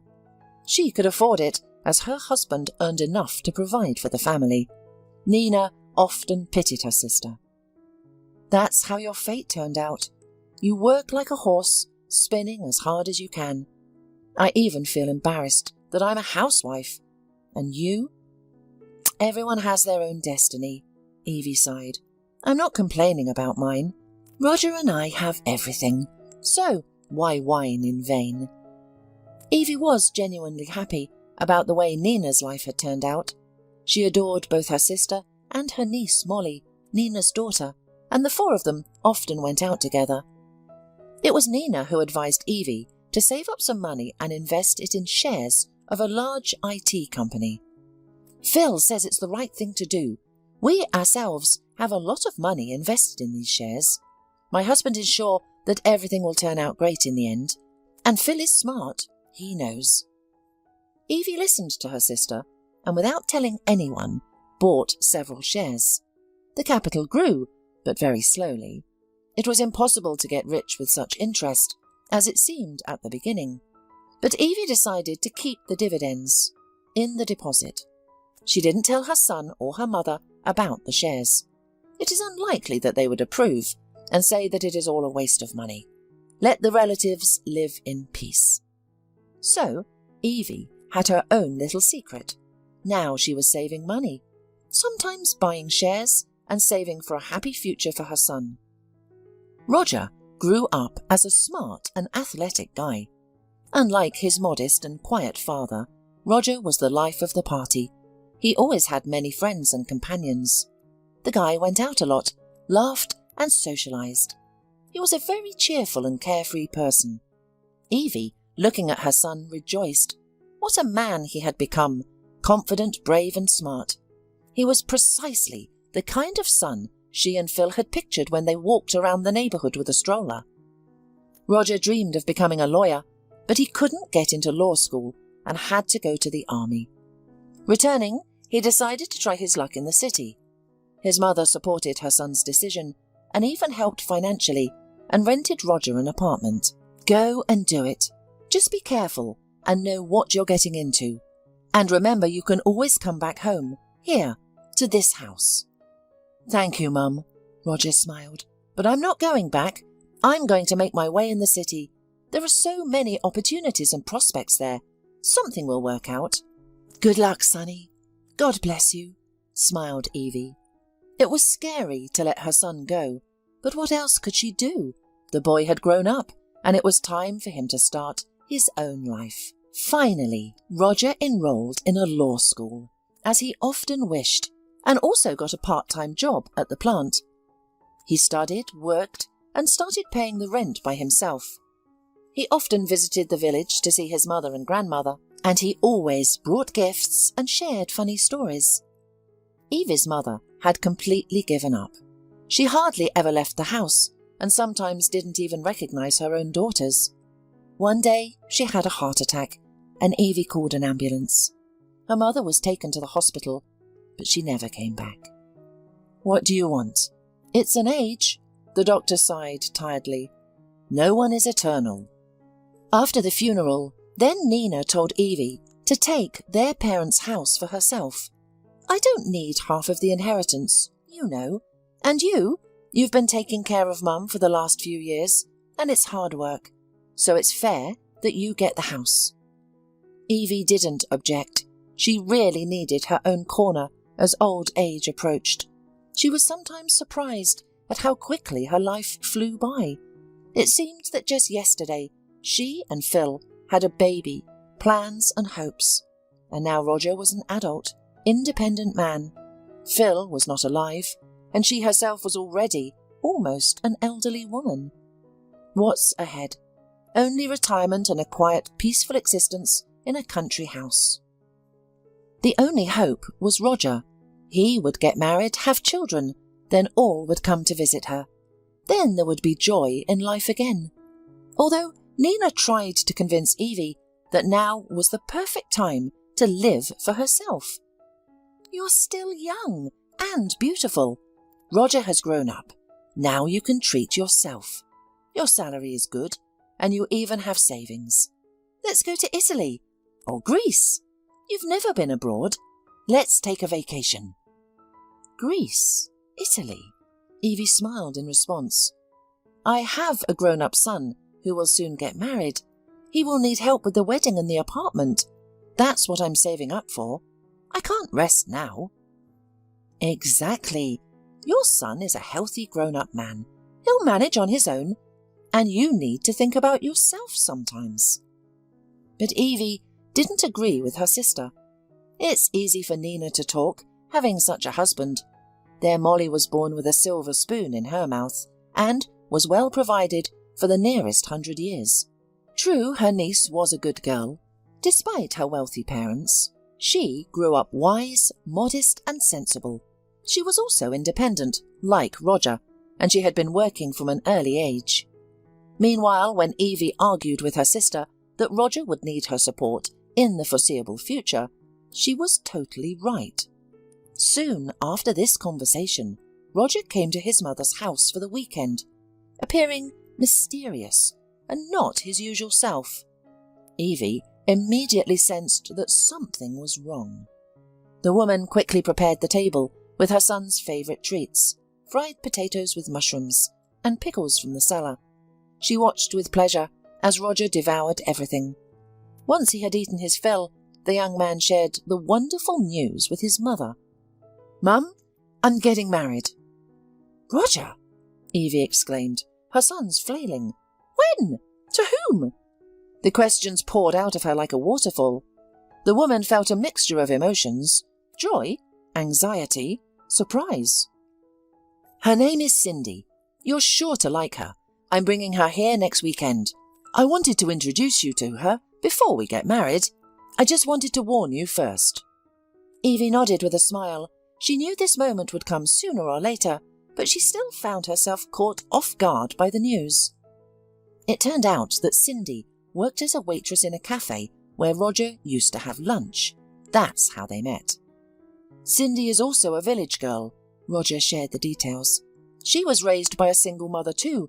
Look how much we have in common. She came to the city and wanted to go to law school. That's another coincidence, isn't it? She also dreamed of working for the police, helping to catch criminals, but she's so fragile and petite. What kind of policeman would she be? Unfortunately, she failed her college exams. She didn't want to return home to the village. What would she do there? She grew up in a small, remote village, and besides herself, her mother has 5 younger children. Therefore, she got a job as a waitress in a cafe. How long have you two been together? Evie asked her son. Almost half a year. Roger smiled, and the mother realised from his smile that Roger was totally in love. Mum, she's wonderful. She takes care of me, cleans the house and cooks. We've been living together for 4 months in my rented apartment. I proposed to her the other day. Evie sighed. I'm happy for you, son, but there are many things necessary to prepare for the wedding. You need to order the restaurant for the wedding, find outfits for the bride and groom, hire a host, plan the menu, and send out invitations. Mum, we've decided to skip all that. Roger replied simply, We'll just sign quietly at the registry office, and that's it. As you wish, Evie nodded. Long ago, she had imagined the ideal wedding for her only son. It would be a joyful celebration with a crowd of well-dressed guests, a lively toastmaster, a huge cake, and a table filled with delicious food. But if the young couple had decided otherwise, so let it be. After all, it was their special day, The following weekend, Roger and his bride came to visit Evie. Evie prepared a lavish table, making salads, frying meat, and creating elaborate appetizers. She was very nervous, wanting to please her future daughter-in-law and show Cindy how much she was welcomed in their home. Evie wanted everything to be perfect so that Roger wouldn't be ashamed of his mother later. Cindy turned out to be a slim girl of short stature. She had big dark eyes, thin eyebrows, and thick bangs.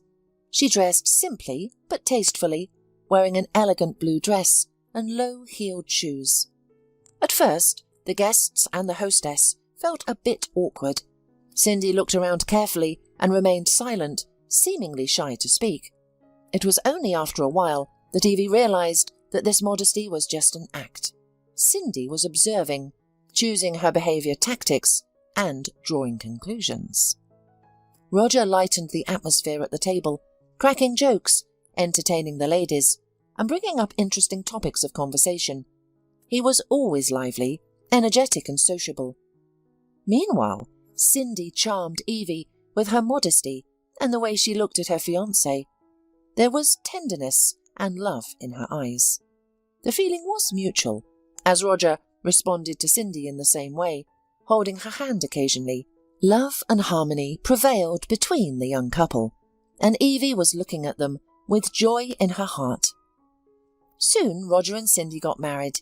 Evie suggested that the young couple celebrate in a cafe.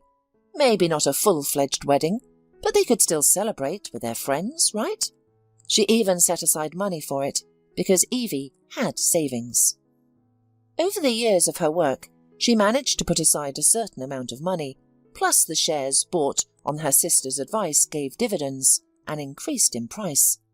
Initially, Evie wanted to buy an apartment in the city, but then she realized that she lived quite comfortably in the village.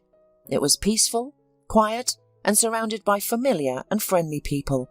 She enjoyed the atmosphere of her village. Near retirement, the woman realized that she did not want to move anywhere. But she could. She had enough money for a small apartment. Only her sister Nina knew about these savings. Evie didn't flaunt her wealth, not even telling her son. She wanted Roger to grow up independent, to try to earn money for his own housing and achieve something in life. If he faced difficulties, she would always be there to help him financially. But until then, she wanted him to pave his own way. The money was held in a bank account, some of which Evie had invested in stocks a few years ago, based on her sister's husband's advice. These funds were now generating a good income. For her son's wedding, Evie withdrew an amount from the account that she estimated would be enough for a luxurious holiday. She wanted to give a gift to the young couple. When her son visited next, she handed Roger a puffy envelope. He exclaimed, looking inside. "What a surprise! Where did you get it?" "I saved up," smiled Evie. "Use it to have a celebration. Buy nice rings, dress and suit. Go to a restaurant with friends. Treat yourselves. Have fun." "Thank you," Roger smiled. "But maybe we should save the money for an apartment." "Why? Both of you already earn enough for rent, and a wedding only happens once in a lifetime. Well, ideally, of course." "I'm having problems with work," Roger admitted. "They pay me not much, and the job is unstable. I'm worried I might get sick, and Cindy, she doesn't earn much either. She's a waitress, not making millions." "Yes, my little son has grown up. He has his own adult problems now," the woman thought to herself. Financial concerns are natural, especially when thinking about supporting a family. I feel sorry for him, of course, but everyone goes through tough times. But she replied aloud, "Don't worry, son. When you finish your studies, you'll find a better job. You're a good boy, smart and handsome. You'll be educated too. Any company would be lucky to have someone like you." "They won't take me," Roger sighed even heavier. "I was expelled." "What?" Evie gasped in shock. "Why?" "For truancy. Roger said quietly. Evie almost cried. She had imagined her son as a successful, competent, and highly paid lawyer. This news came as a shock. "That's it," Roger said with irritation, looking at his mother. "I had to work a lot and missed classes. The accumulated absences caught up with me. I thought I could handle it, but I couldn't, so they expelled me." "It's not a big deal." Evie composed herself. She needed to support Roger now. "You'll bounce back. You'll learn. You're not the first or the last." "I don't want to finish my studies," Roger burst out. "I'm a grown man sitting in classes. It's ridiculous. I should be earning money instead of wasting time." Evie didn't argue with her son. He was not in the right state of mind. He would change his mind later. Education was necessary for a young man, as it formed the foundation for building a career. She would definitely convey this to him, but now she needed to support and reassure him. "Well, if you don't want a wedding, do whatever you want with this gift of mine." Evie nodded at Roger. "Thank you, Mum." Roger smiled gratefully and happily. "We could really use the money right now." "I'm glad to help. You're all grown up and practical. Others would happily spend the money on the wedding, but you're thinking about the future." "I have to," Roger sighed. After her son left, Evie was left at home with a heavy heart. She was now worried about Roger. He hadn't finished his studies, didn't have a stable job, and no housing. And now he was going to get married as well. If they had children, Roger would have to work unskilled labour from morning until night to support the family.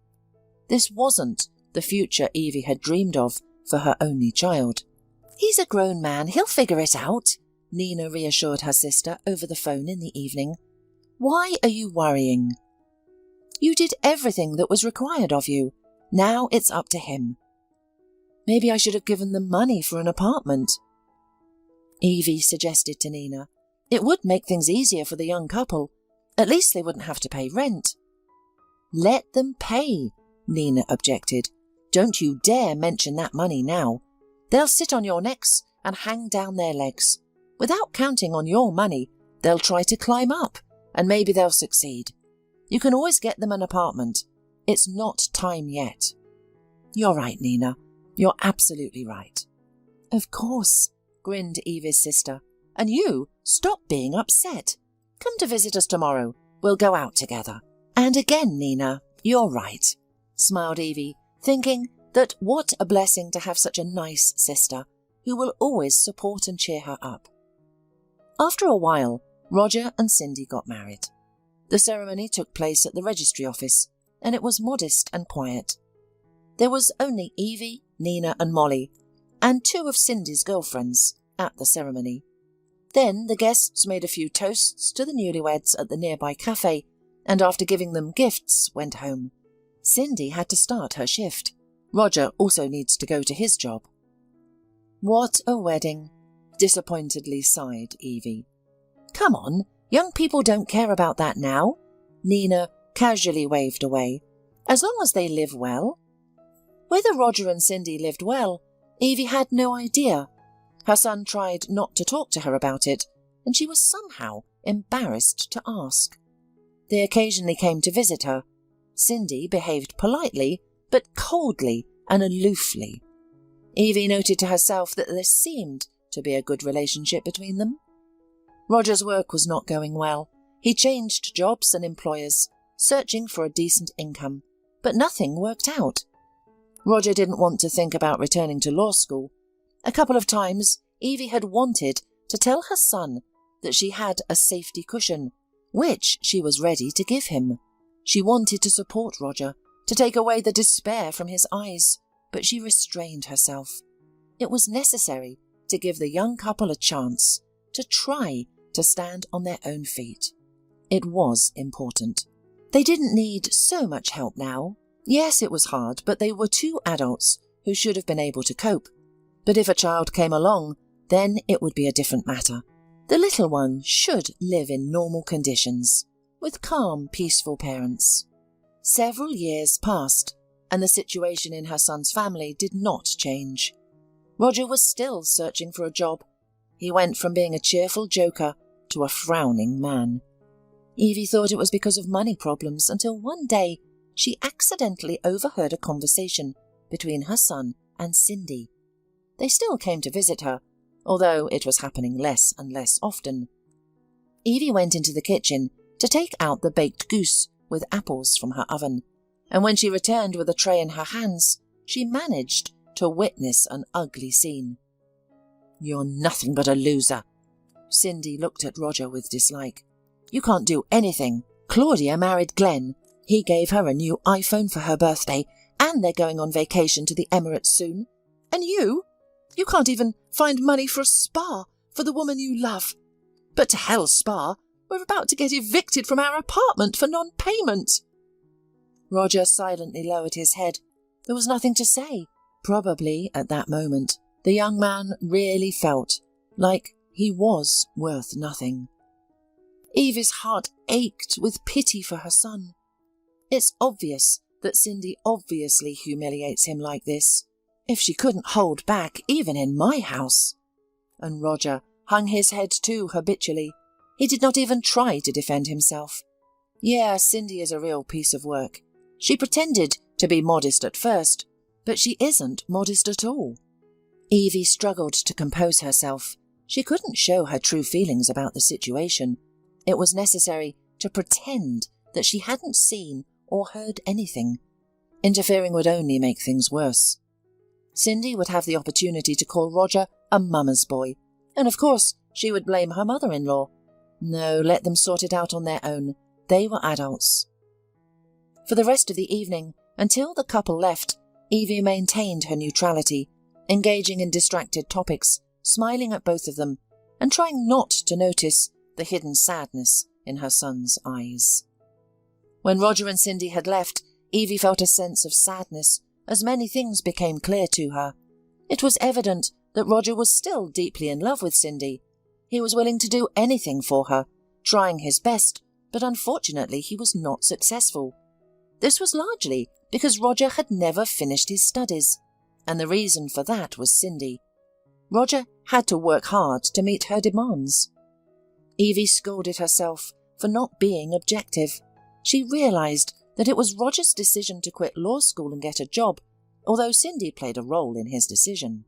Evie wondered how she could help her son now. She thought about the money in her account, and to seek advice she called her sister. "Are you crazy?" exclaimed Nina, upon hearing her sister's reasoning. "Under no circumstances should you buy Roger an apartment now. Don't you realize that it will be considered jointly acquired property, as now they've got married? They've only been together for a week, and if they get a divorce, Cindy will take half without hesitation. I understand if they had children, at least the grandchildren would benefit, but this way, who knows who will end up with it? You've worked hard, but not for that, bimbo." "It's difficult to be the mother of a grown-up son," Evie sighed, realizing that her sister was right once again. "So many things to consider, and I can't keep it all straight in my head."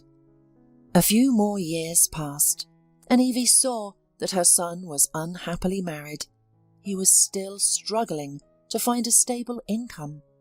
He had tried various jobs and even attempted to start his own business, but nothing seemed to work out in the long run. Finally, Roger gave up, tired of the hard work and constant disappointments.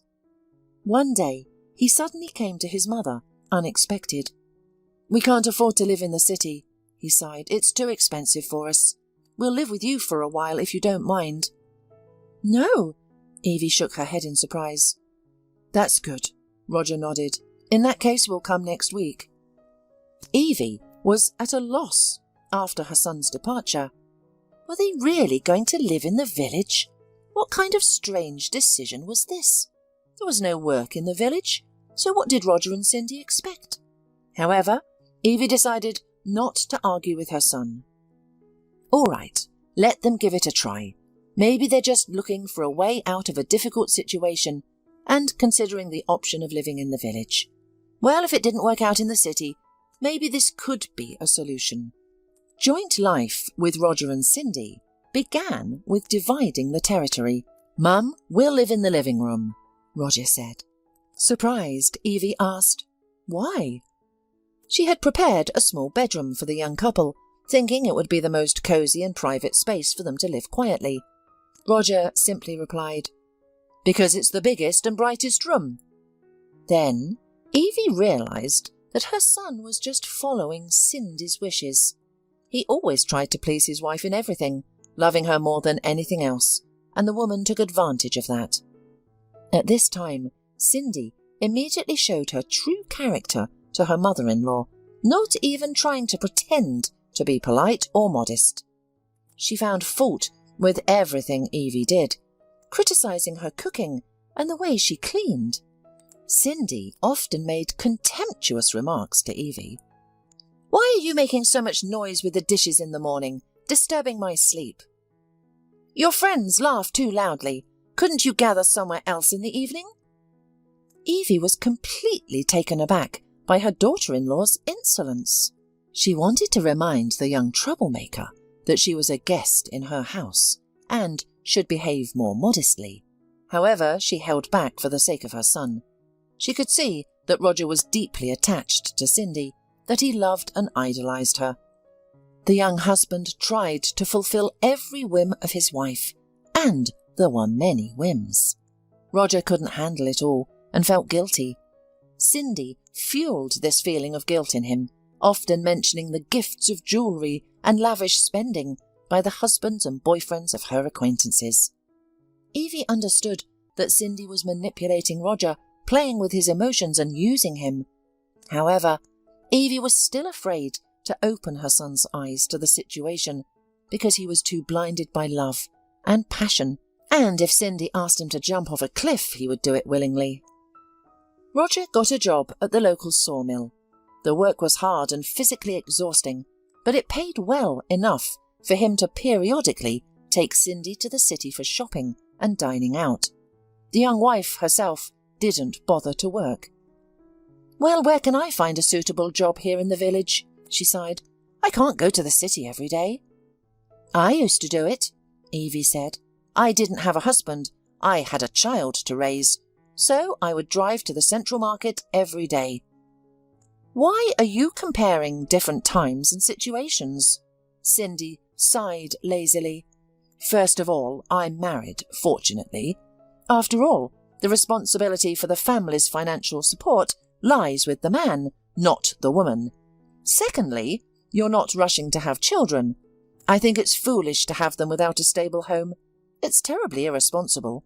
And thirdly, I'm going through a difficult period right now. Do you think it was easy to work as a waitress on night shifts and deal with difficult customers? I need to recuperate and gather myself." Evie had many things she could say to her daughter-in-law, but she remained silent. She did it for the sake of her son's peace of mind. He was already going through a tough time, and she didn't want to add to his frustration. The longer Cindy lived with Evie, the more the woman realised that Cindy had no tender feelings for Roger. Her irritation, unpleasant looks, words and gestures made that evident. There were many signs. Then why was Cindy still with Roger?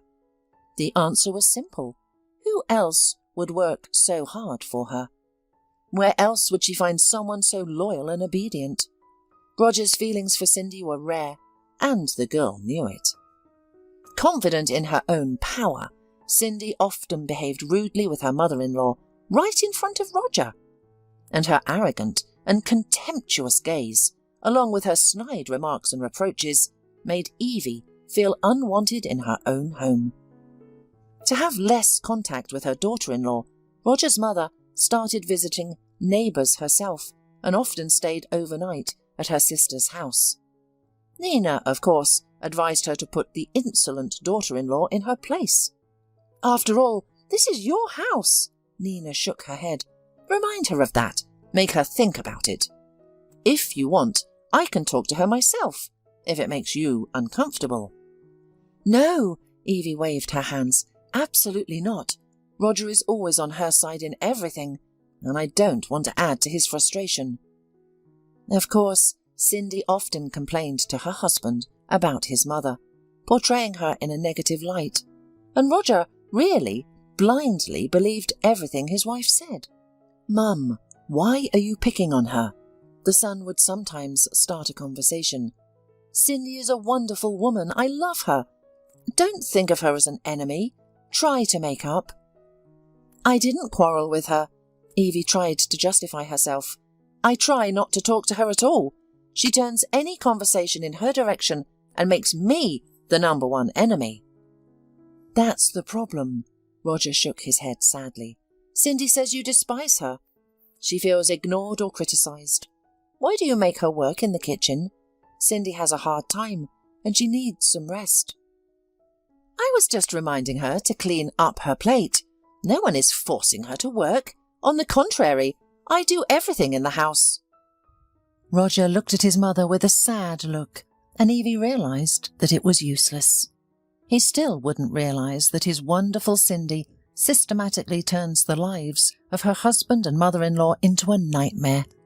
Maybe one day Roger will understand, but not now. Cindy masterfully turned Roger against his own mother, who had sheltered them in her house and provided for them. Most of Roger's salary went towards paying off loans. In the city, the couple had managed to accumulate loans that they now had to repay. It was hurtful and painful. Evie saw no way out of the situation. She could only hope that Roger would eventually see the truth. Sometimes she wanted to kick the insolent girl out of the house, but that would mean losing her son forever. And, to be honest, this house belonged to Roger. When her mother died, Evie suddenly realised that such things usually happen. Yes, her mother was sick and needed help, but there were no signs of her leaving so soon. Evie thought about it a lot. After all, she might one day leave just as suddenly. And what about Roger? What if other claimants to his house show up, unexpected heirs, inheritance issues, relations with relatives? Anything is possible.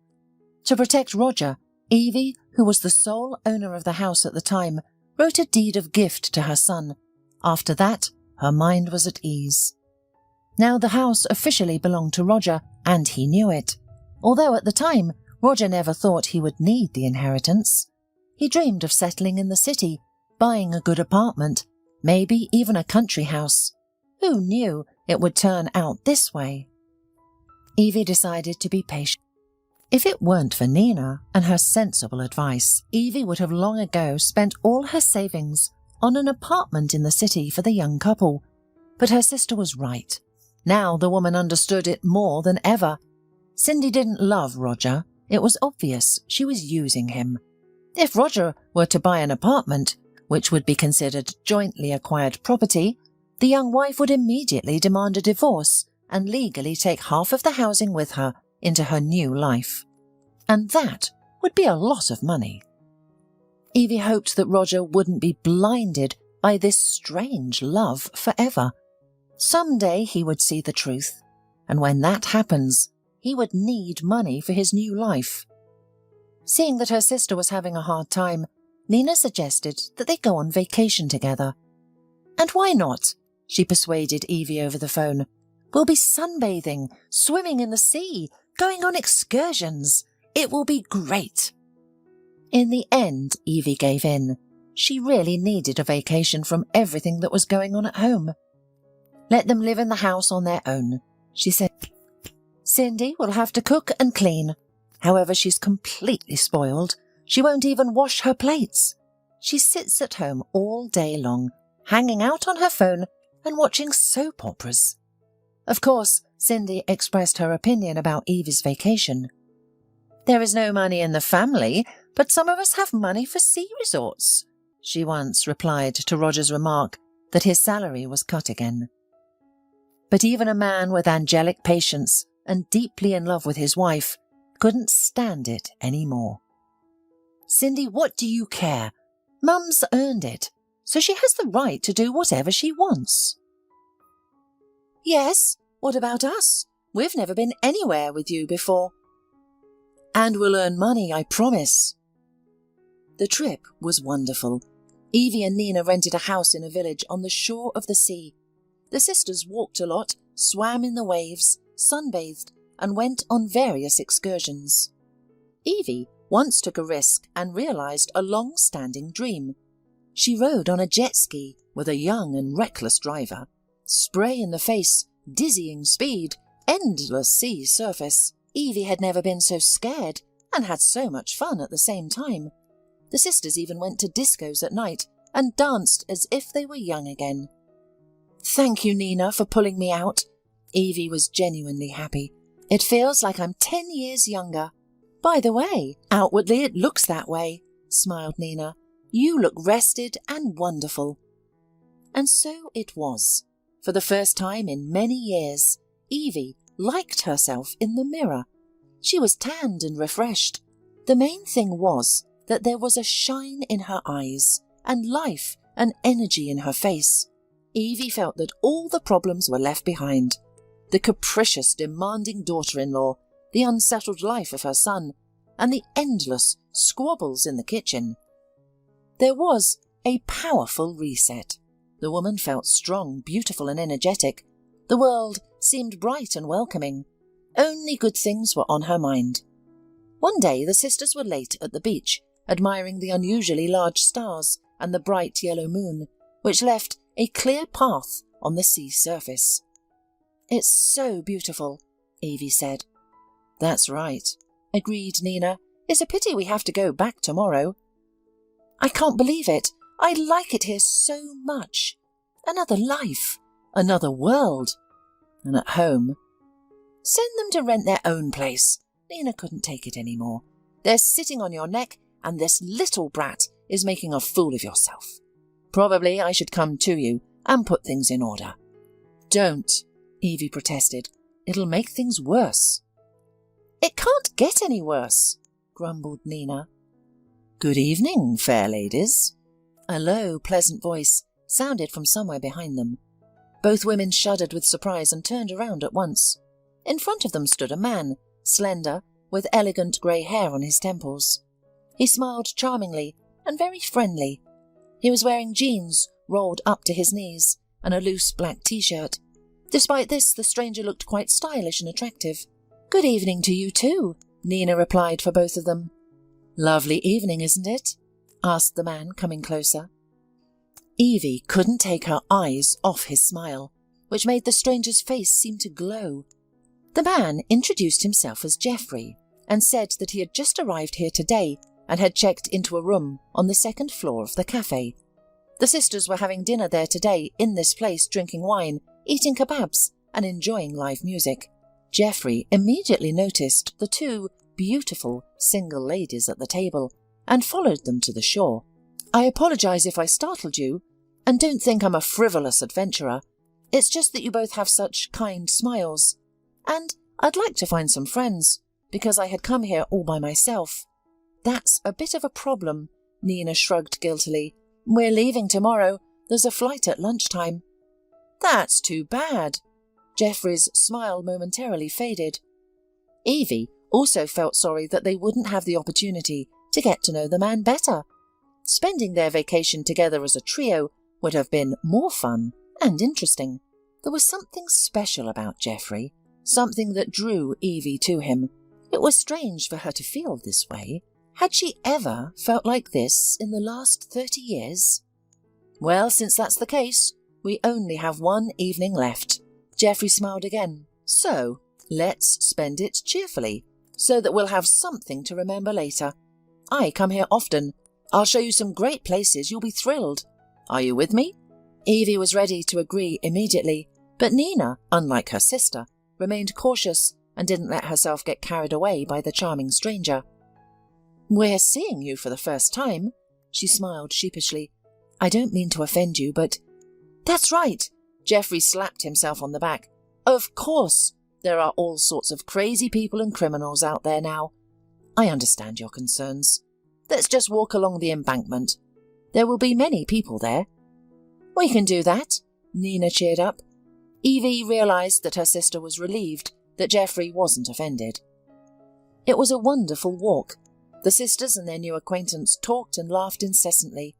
They learned that Geoffrey lived in the capital and owned a couple of stores there, Geoffrey also shared details about his personal life, openly and without reservation. Geoffrey had become widowed when his daughter was only 9 years old. He never remarried because his daughter didn't want a stepmother in their home. For Geoffrey, his daughter's wishes were law. "In that respect, you and Evie are alike," Nina remarked. "She also lives solely for her son, tolerating much for his sake." "Is that so?" Geoffrey looked at Evie with interest. Meeting his gaze, Evie felt a surge of emotions, reminiscent of her youth. She even felt a warm flush. "Well, that was in vain," Geoffrey continued. "Years later, I realised that it wasn't the right approach. My daughter grew up somewhat spoiled, but she's doing well now. She found a husband who, like me, tolerates her whims. Unfortunately, they live abroad, so I'm all alone. I have work, I have friends, but still, after my daughter's departure, the house and my soul feel empty." The trio continued to enjoy themselves until the morning, feeling as if they had travelled back in time to their youth. Geoffrey showed genuine sympathy towards Evie, trying to please her. Occasionally, as if by chance, he would hold her hand, and Evie wished that moment could last forever.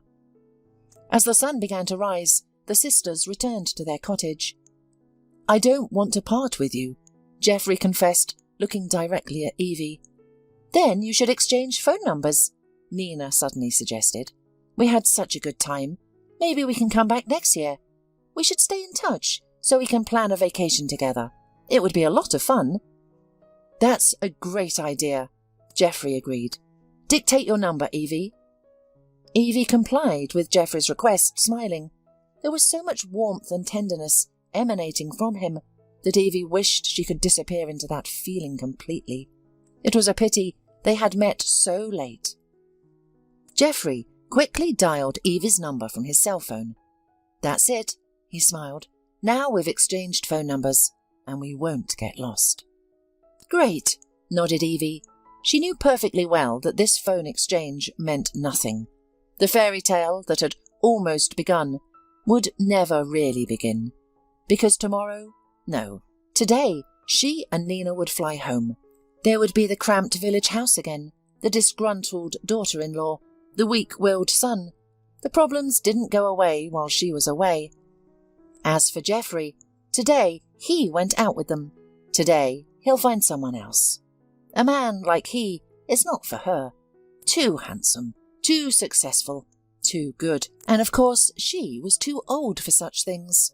It's sad, of course, but it's the truth of life. "Ah, how he was looking at you," smiled Nina when they were left alone. "Oh, come on," Evie waved it off with a smile. She knew she would think of Geoffrey often now. His soft voice, his delightful manners, his beautiful eyes. And let that man forget about her the very next day. It didn't matter. Geoffrey. He played a huge role in her life, though he didn't even realise it. Evie didn't get home until the evening.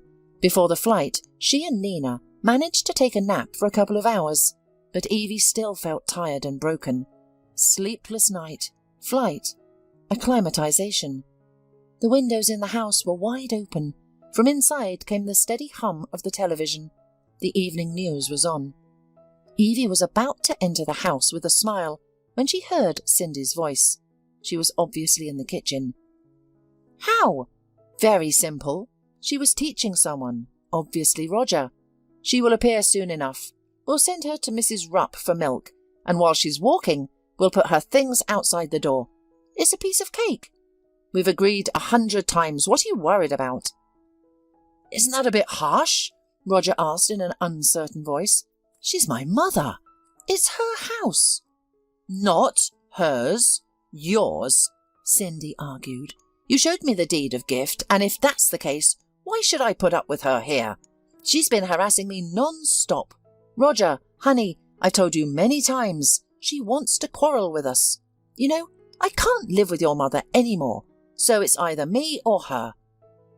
All right, Roger mumbled, conciliating. "As agreed, so will we act. You just watch out. Don't give any slack. We do everything right. We are standing up for personal boundaries. Evie stood under the window, neither alive nor dead. The meaning of the overheard conversation slowly came to her. She was going to be kicked out of the house, and Roger agreed to it. She couldn't expect such a betrayal. Evie took a few deep breaths to pull herself together, put on a cheerful look, and entered. "Oh, hello," said Cindy, smiling lusciously, "and we were expecting you a little later." "A cab took me home quickly. I didn't even have an opportunity to look back," Evie answered merrily. "I've brought you some presents, and I also have many impressions that I can't wait to share." Cindy diligently portrayed something like joy at the meeting. Roger was sitting next to her, slumped and silent, and Evie understood perfectly the reason for her son's sadness. Of course, it's not easy for him now, but he also can't put his exploded spouse in place. She has too much influence on him. "Oh, Evie," Cindy splashed her hands. "Could you go to Mrs. Rupp for fresh milk, please? I have soup boiling on the stove and I can't get away. Roger is exhausted from work, and he's sick. If you're not too tired, then—" "No problem." Evie nodded and left the house, already aware of what awaited her upon her return. It was fortunate that she had overheard this conversation. At least she would have time to prepare for a serious talk with her son and his wife. Evie spotted her suitcases on the porch from a distance. They stood there, abandoned, leaning against the wall, waiting for their owner. The hope that Roger would finally put a stop to his audacious wife's actions vanished like smoke. The woman climbed the porch steps and knocked on the door. "There's a note," came Cindy's voice from inside. "Read it, and you'll understand everything. Goodbye." "I don't want your note," said Evie. "I want to talk to you. I want to look you in the eyes." "Oh, in the eyes." The door swung open with a clatter, and Cindy stood on the threshold. She gazed haughtily at Evie. "Well, look, if you want it so much." "Cindy, why are you doing this to me? I tried to be your friend, didn't I?" "You're pissing me off." The young woman was furious. "You're judgmental. Everything's wrong. Nothing is right for you. You make your own rules. I don't feel like I belong here. And Roger is fawning over you." "Well, this is my house," Evie gently reminded her. "So it's natural that I give the orders here." "There you go again," Cindy exclaimed. "You insinuate once again that we live in your house. And by the way, this is not your house, but your son's.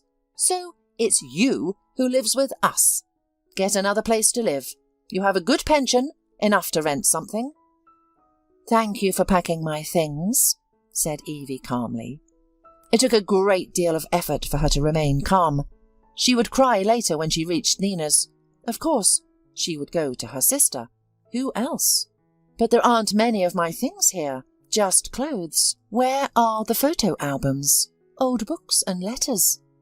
"That junk," Nina sighed heavily. "We threw it out." "Oh no," Evie gasped. It felt as if she had been punched in the stomach. This was her family's history.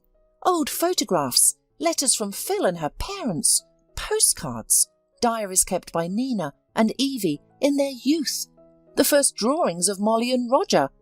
All of it had been carefully stored in boxes and folders, neatly arranged on the shelves of the bedroom rack. "Isn't there anything left?" asked Evie with hope. Cindy defiantly looked at her mother-in-law. "What's the point of clinging to junk?" The insolent woman grinned. "What good are these dusty papers? It's even easier to breathe without them." Despite her condition, Evie suddenly had a brilliant idea. She had to suppress a smile to avoid giving herself away. Cindy would no longer feel like the one in control. In just a couple of minutes, the smug expression would vanish from her pretty face. "So you threw everything out of my room, right?" "Absolutely. It's going to be our walk-in closet." "Every single box. Did you look inside?" "We've looked at some things. Why do you ask?"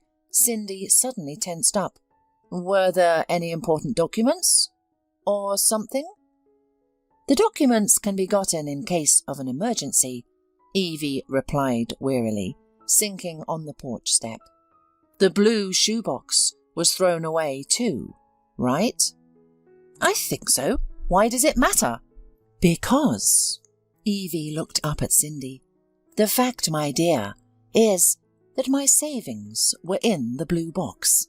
The money I had set aside to buy an apartment for Roger. Her words had an incredible effect.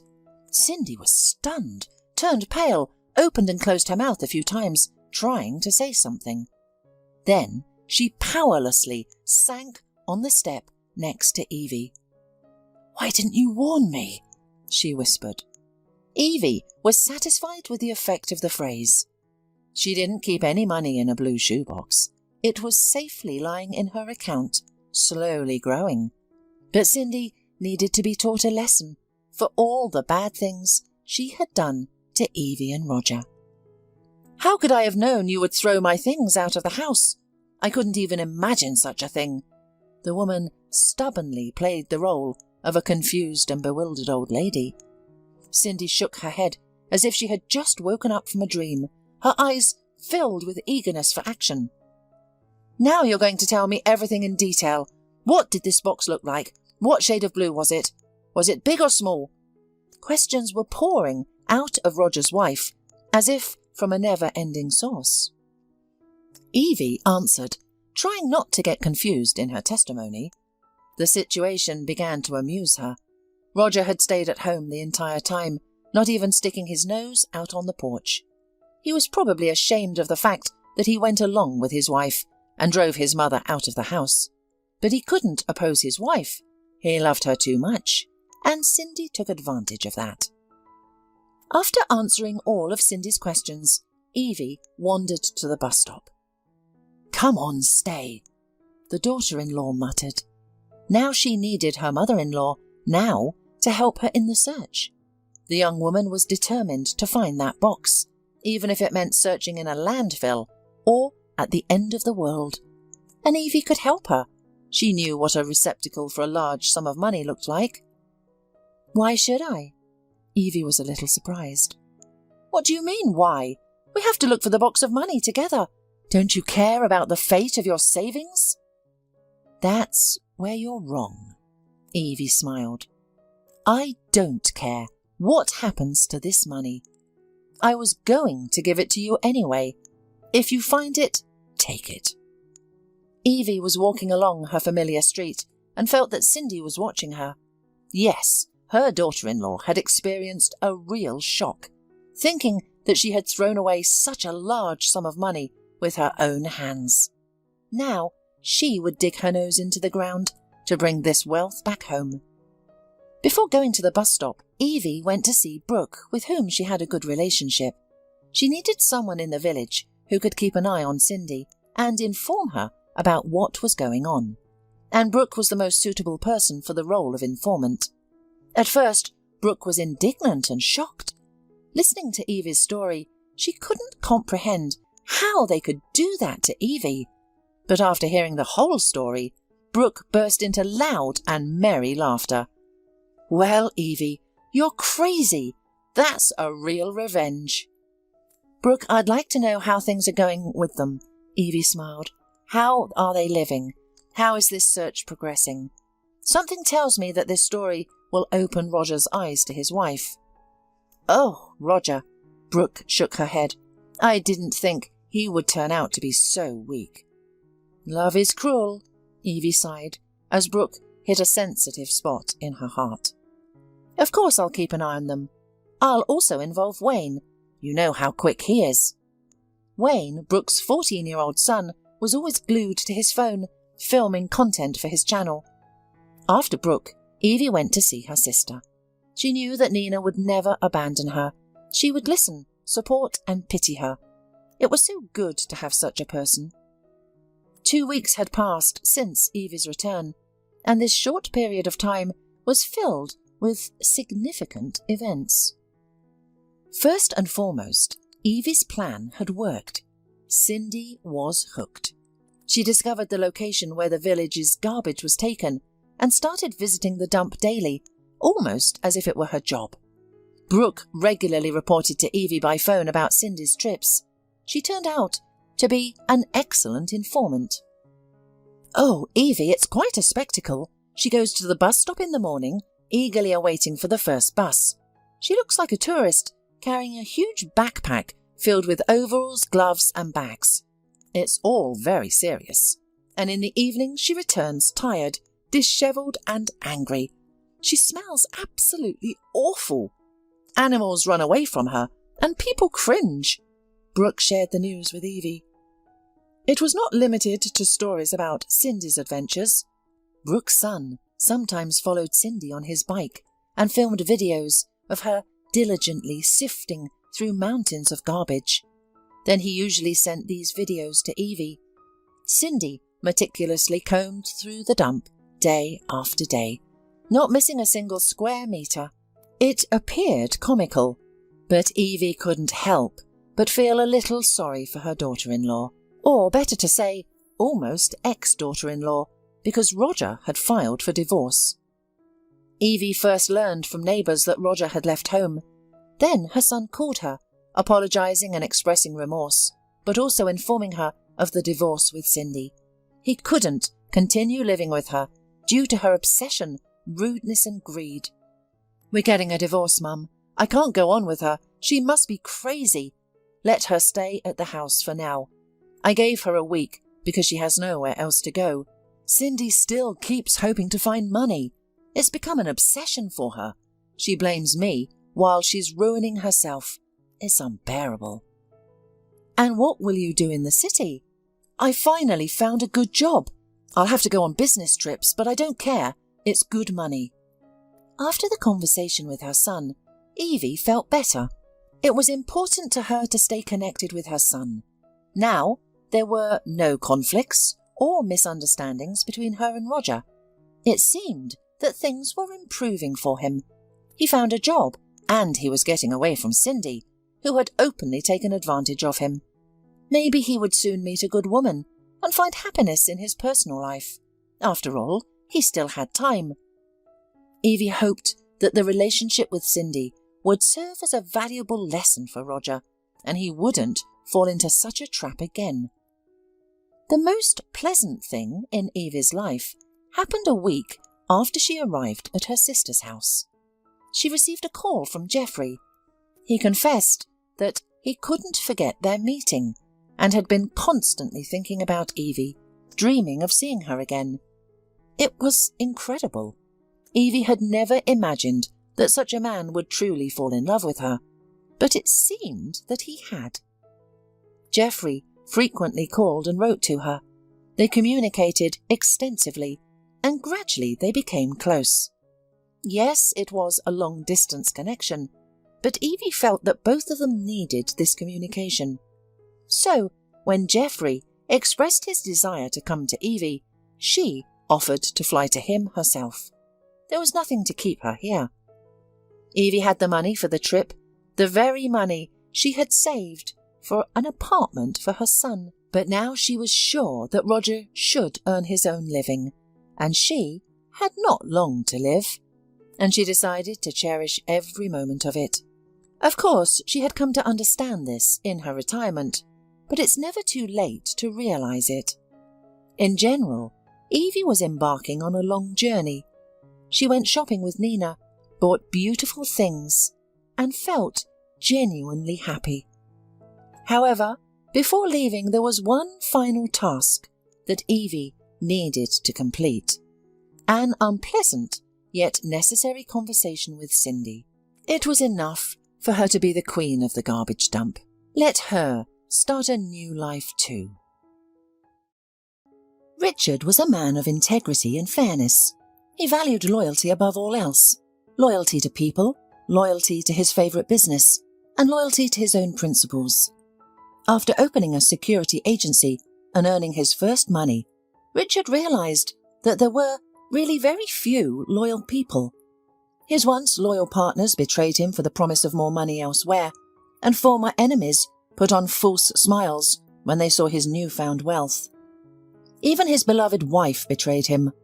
One ordinary day, Richard unexpectedly returned from business trip and caught her in bed with another man. It was an act he had never imagined seeing from his modest wife. Heather, his wife, was an orphan, and if he had thrown her out, she would have had nowhere to go. Being a compassionate man, Richard found the strength to forgive his beloved wife, or at least he forgave her in words, because since that day, their lives changed dramatically. Richard could no longer look into Heather's eyes, and he could no longer trust anyone. From that day forward, he devoted his life to a new friend, a dog named Caden. Caden, a cocker spaniel, was not just a pet to Richard. He became his loyal friend he had always hoped to find. Caden became his comrade and his companion, embodying all the qualities of loyalty that Richard desperately sought in friends, business partners, relatives, and even his wife.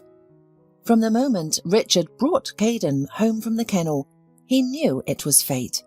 After Heather's betrayal, Richard couldn't bear to look at her or divorce her, as she begged him not to throw her out.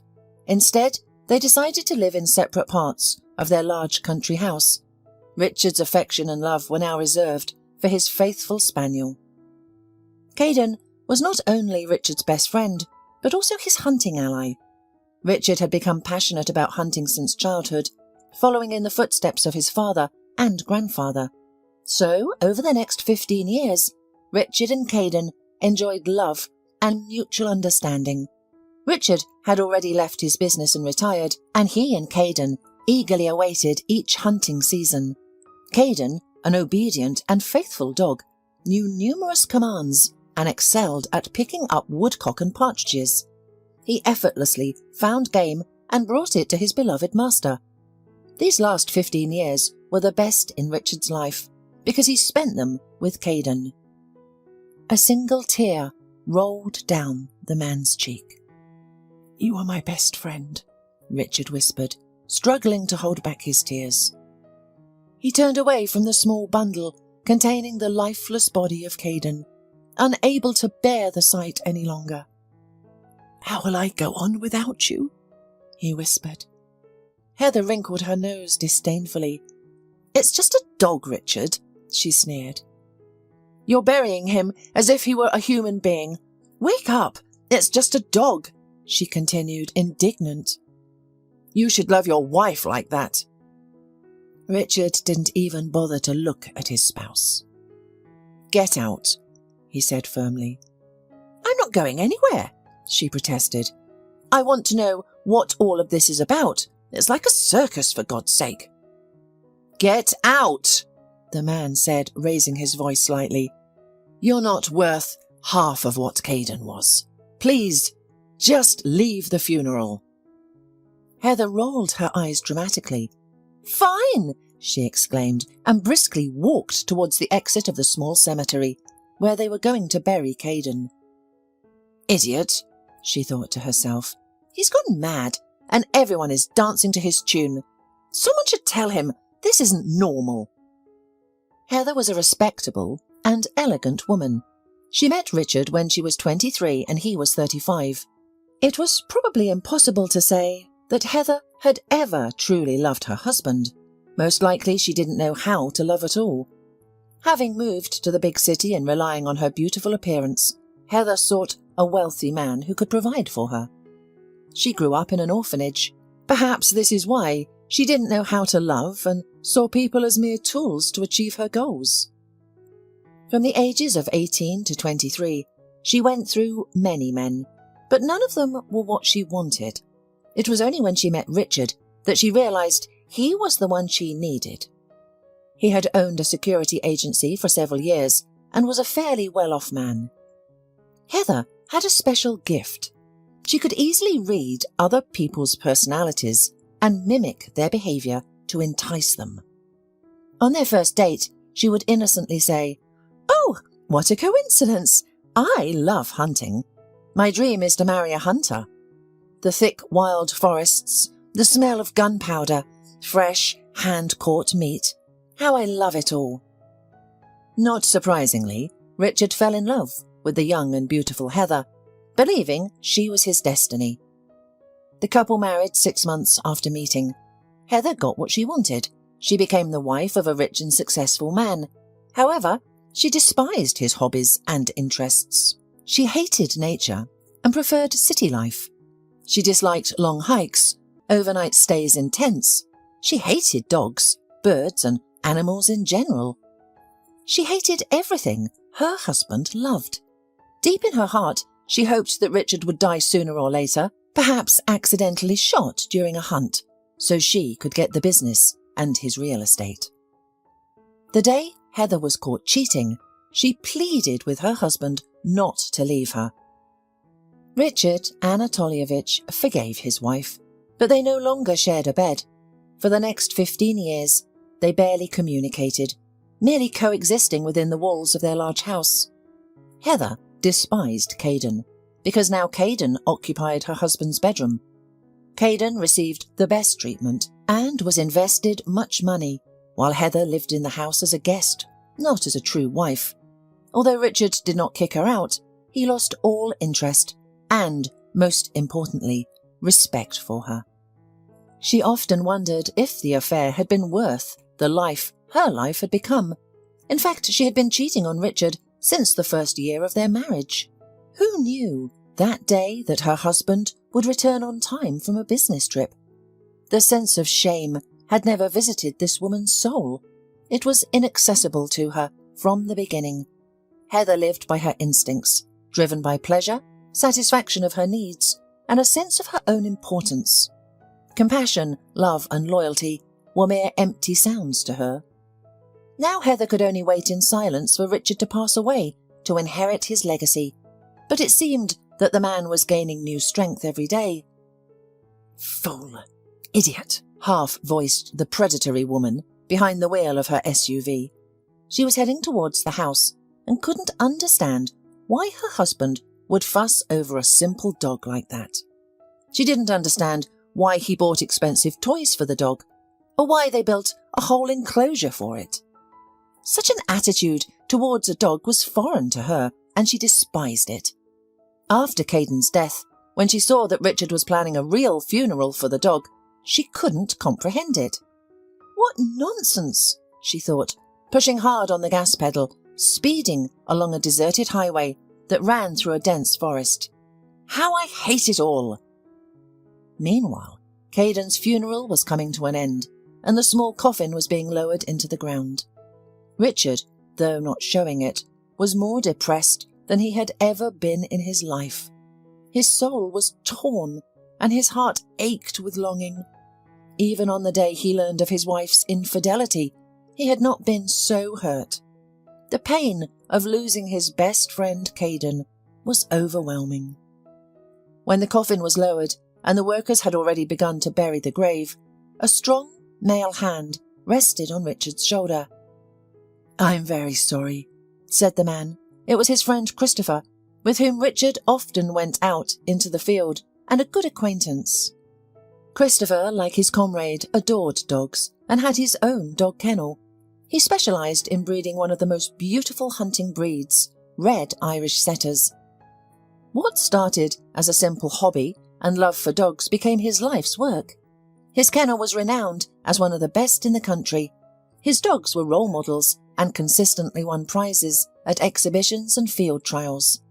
There were so many people eager to buy a faithful friend from him that he personally selected the buyers, conducting tests and various checks. Christopher was one of the few people Richard wanted to see at Caden's funeral. "Thank you," Richard replied mournfully. "Thank you for coming. You know... Oh, never mind." He waved away, about to leave the small cemetery, when suddenly Christopher squeezed his shoulder tighter. "Richard, you need to talk it out," the man said with pressure. "You, the main thing. Don't worry about your wife. You know how women are." "I haven't been worried about her for a long time," Richard answered quietly, stopping to continue the conversation. "It's just that I feel something." "What? Longing? Hopelessness?" "Not only that, Christopher." The man smiled, wrenching. "When Caden was gone, I felt that my life was also leaving with him. I know I'm fading away. I can't explain it.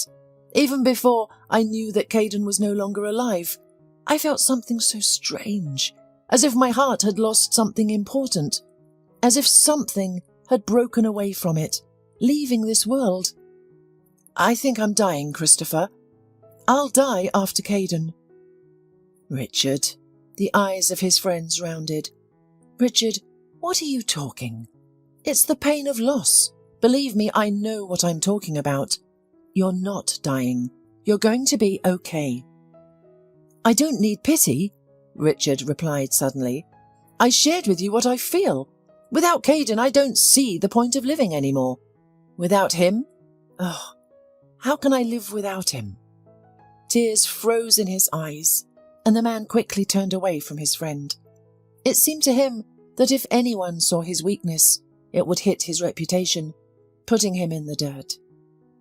My dog has been a loyal companion to me. There's no one else like him. I'm sorry to say that here, but you need a new dog, Christopher said, nodding his head confidently. Yes, that's right, a faithful, devoted dog. By the way, in my kennel, very soon there will be new puppies. Many of them are already booked, but for you, I think I'll single one out. Richard shook his head. This puppy won't be my Caden. No one will ever be able to replace him for me. Think about it.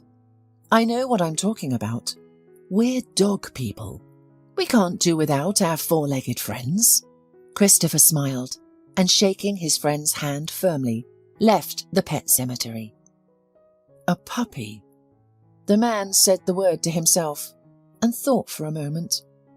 A faint smile spread across his face. His hand clenched into a fist. Sleep well, my boy, Richard said, looking at the fresh grave of his dog. Richard, are you kidding at me? Shouted Heather 2 months later. A dog again? Why? Richard seemed not to hear his wife, because all his attention was directed to the puppy. A month and a half after Caden's death, Richard, after thinking hard, decided to get another dog. Every day after the funeral, he felt worse and worse. The once active man seemed to be getting older and older every day. He was losing all interest in life, and it seemed to him that he was already ready to die. Trying to find the will to live, he made an important decision. He was going to get a puppy. Having called Christopher and agreed to a viewing, Richard arrived at the kennel. He saw his dog at once, an uneasy and clumsy puppy that had just opened his eyes and didn't know how to do anything. According to the kennel rules, one could buy a dog only when the puppy was at least 3 months old. However, Christopher knew his friend well, and he could be trusted. After another 2 weeks, Richard was on his way home from, and a new family member was sitting behind him in a carrier. The puppy had already had all the necessary vaccinations, was branded, and even had a passport ready. The little red-haired Irish setter, named Rio, was to become Richard's new best friend. Richard, damn you, I'm talking to you. The woman continued to be indignant. What the hell is this? Why do you need another dog? The grown and solid man sat upright on the floor, like a small child playing with the puppy. Little Rio wagged his dainty tail merrily and twirled in one place. Rio, Rio, do you know what your name is? Rio de Janeiro. Richard laughed, continuing to rub his furry friend behind the ear. Richard! What do you want from me, woman? Finally, he turned his attention to his wife. If you don't like something, no one is keeping you here, he said emotionlessly. Heather immediately changed anger to mercy. Well, darling, she said affectionately, holding out her husband's hand. How can I be without you? Why are you sulking? Richard jerked away from his wife and nimbly got to his feet, taking the puppy under his arm. Without me?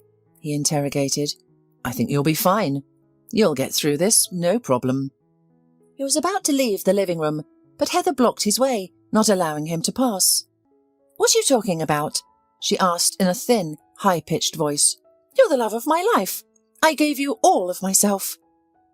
She looked up into his eyes expectantly, as she usually did. Of course, the cunning woman was lying. As already mentioned, the feeling of love, warmth, care for someone other than herself was unavailable to her. "Richard, I've given to you my whole life." "Stop it!" The man waved it away irritably. "I'm not a boy anymore to hang on to your flirtations."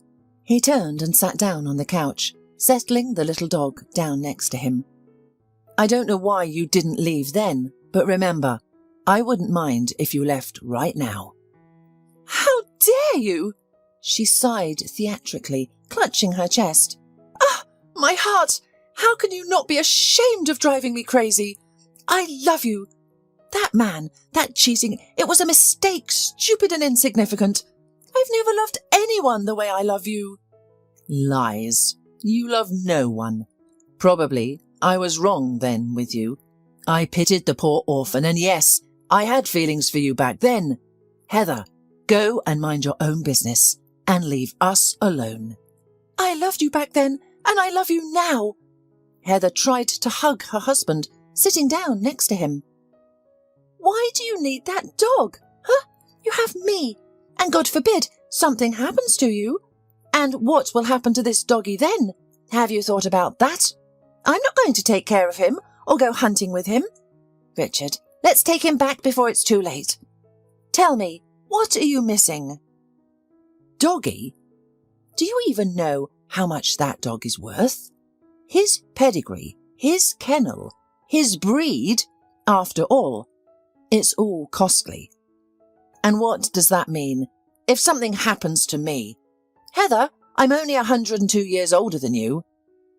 I don't care how much it costs. I don't care if there's a mutt sleeping in your bed." "Don't you dare," spoke the man, boiling quietly. I'm sorry, Heather smiled enchantingly. "Well, why do you need him? Let's take him back."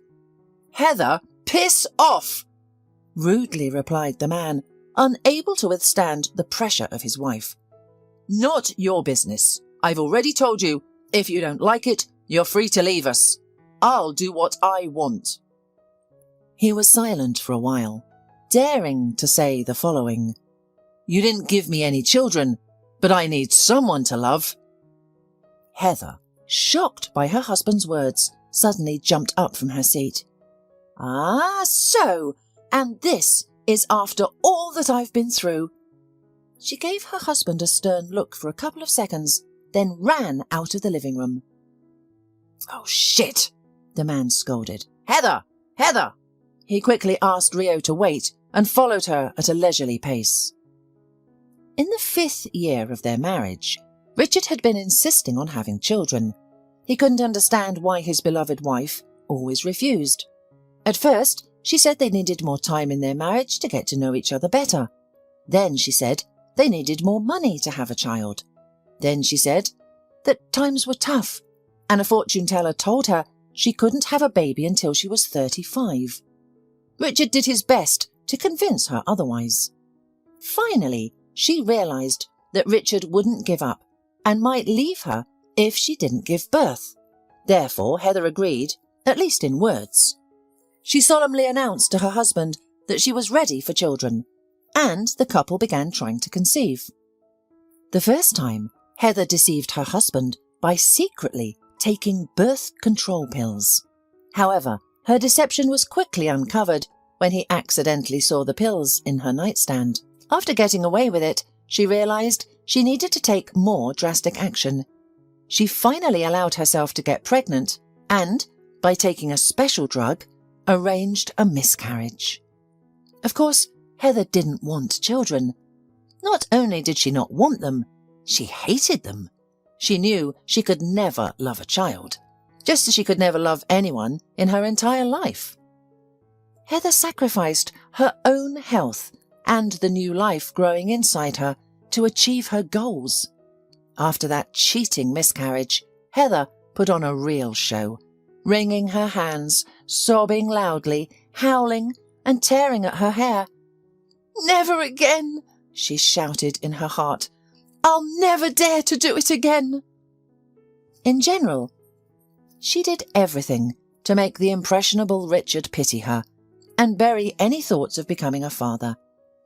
She manipulated her husband as if he were her puppet. Heather, I'm sorry. Panting, Richard spoke as he caught up with his spouse in her bedroom. I'm sorry I reminded you of the miscarriage. I didn't want. Of course you didn't, she said theatrically, putting her hand to her forehead. You weren't the one who lost the baby. How dare you remind me of that agony, of that pain? Heather. The man moved closer to his wife and, hesitating, pulled her into his arms. He couldn't remember the last time he had hugged her. Well, I'm sorry to remind you, but that was my child too. I went through the same thing that you did. Of course you did, she resented, snuggling into her husband's shoulder and smiling triumphantly where he couldn't see her face. But it wasn't you who carried him, was it? Well, I'm sorry, said the man once more, and Heather began to sob loudly, imitating crying. Richard held his wife a little tighter. Heather, on the other hand, smiled predatorily, knowing he couldn't see her face. Idiot, she thought to herself, delighted at how successfully she had once again deceived her husband. She continued to sob loudly and desperately until the following happened. Richard suddenly clutched his heart. "Ah!" he cried out. "My heart! Heather, an ambulance!" The woman took a couple of wide steps backward. "What's wrong with you?" she said, anticipating the events that would follow with vengeful joy. "My heart!" wheezed the man, already on his knees and collapsing on his side. "Call a doctor," he said in a quiet, frightening whisper. "Heart!"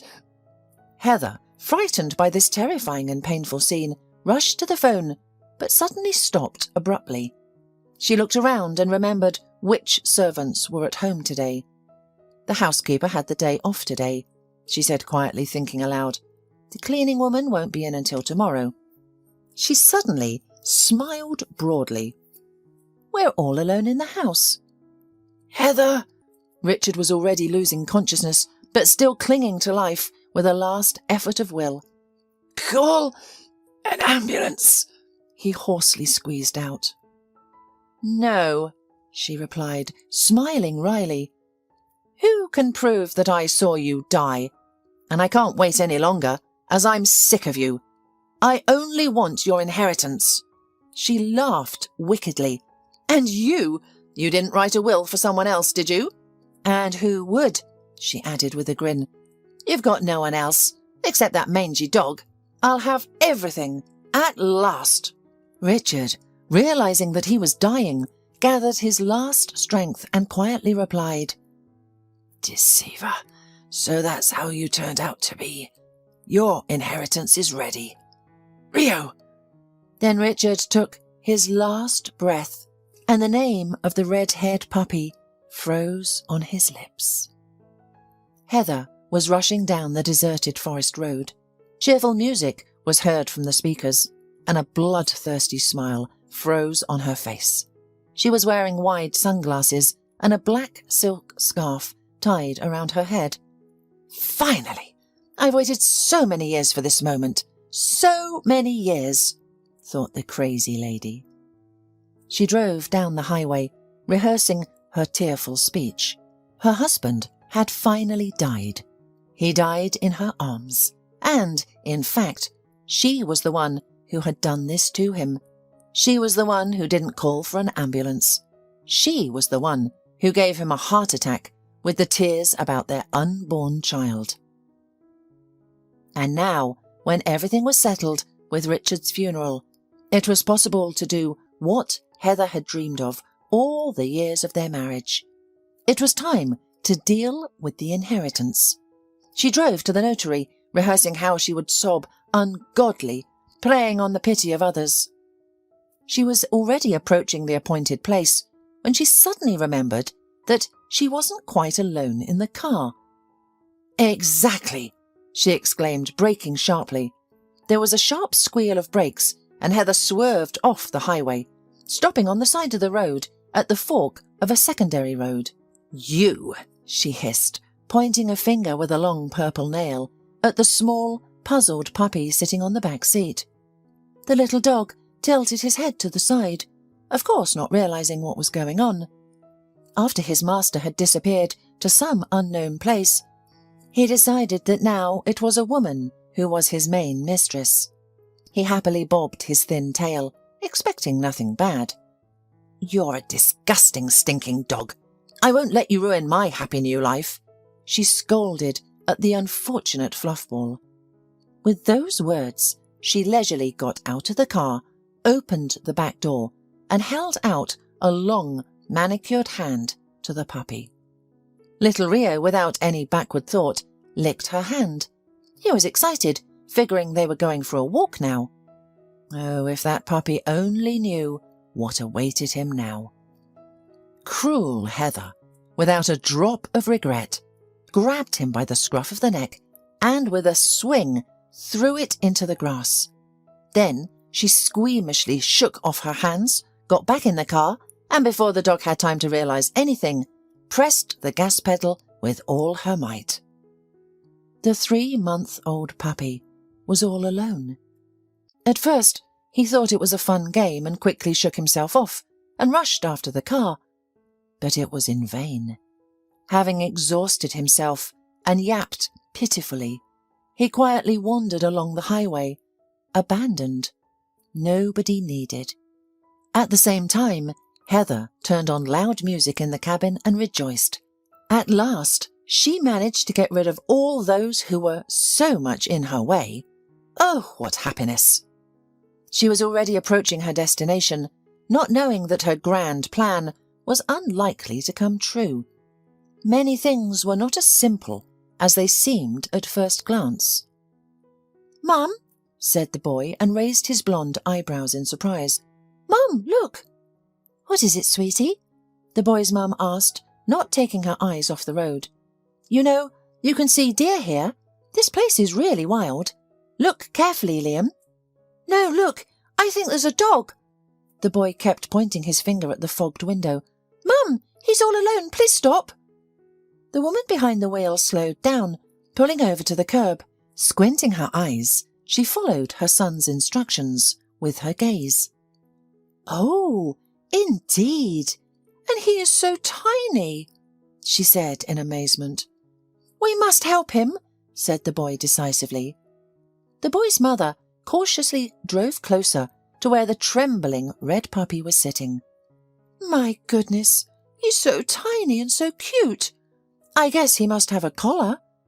With those words, the woman got out of the car. Her 10-year-old son, Liam, jumped out after his mother. He sprinted toward the puppy, and when he saw that the little dog was frightened and crouched on the ground, he stopped. "He's afraid," said the boy in a whisper. "Of course he's afraid. Don't frighten him," the woman said, and began to walk slowly toward the puppy, holding out her hand to him. "Don't be afraid, baby. We want to help you," she said affectionately. Little Rio looked at these strangers with puzzlement and distrust. At first he wanted to run away, but then, realizing something for himself, he took a careful, slow step towards them. His thin tail, clamped between his trembling hind legs, started wagging weakly. On this very roadside, he had already spent several hours. At first, not understanding what was going on, he tried to catch up with every passing car. Maybe his mistress was there, but all in vain. It seemed that he was left all alone in this world, abandoned first by his master and then by his mistress. Frozen and hungry, he was too young to take care of himself. Rio took a step, then another, and another. And now he was sniffing carefully at the hand that was extended to him.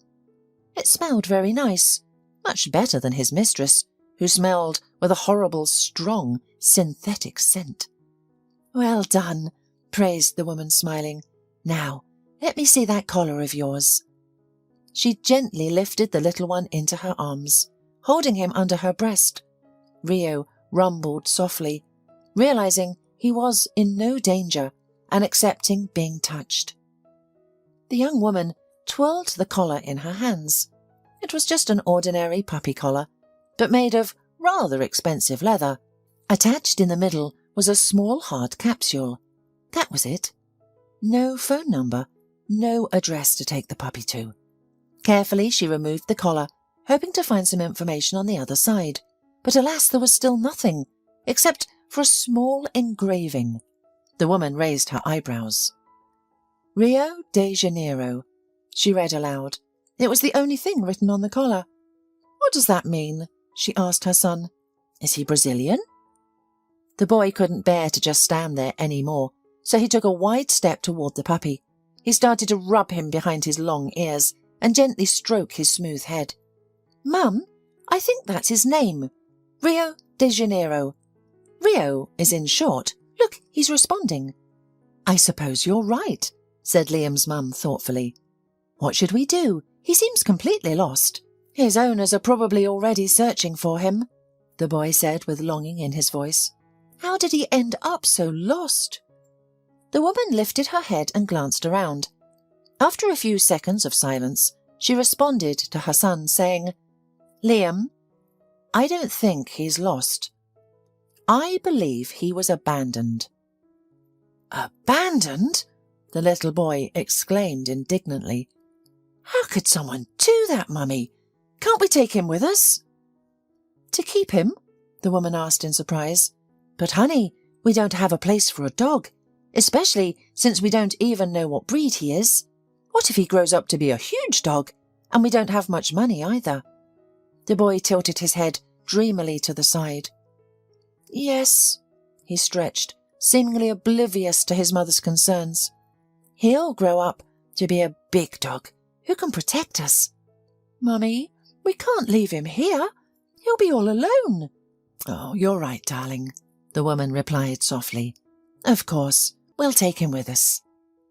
Diana was a young single mother. Jack, her son's father, left her when she was 7 months pregnant.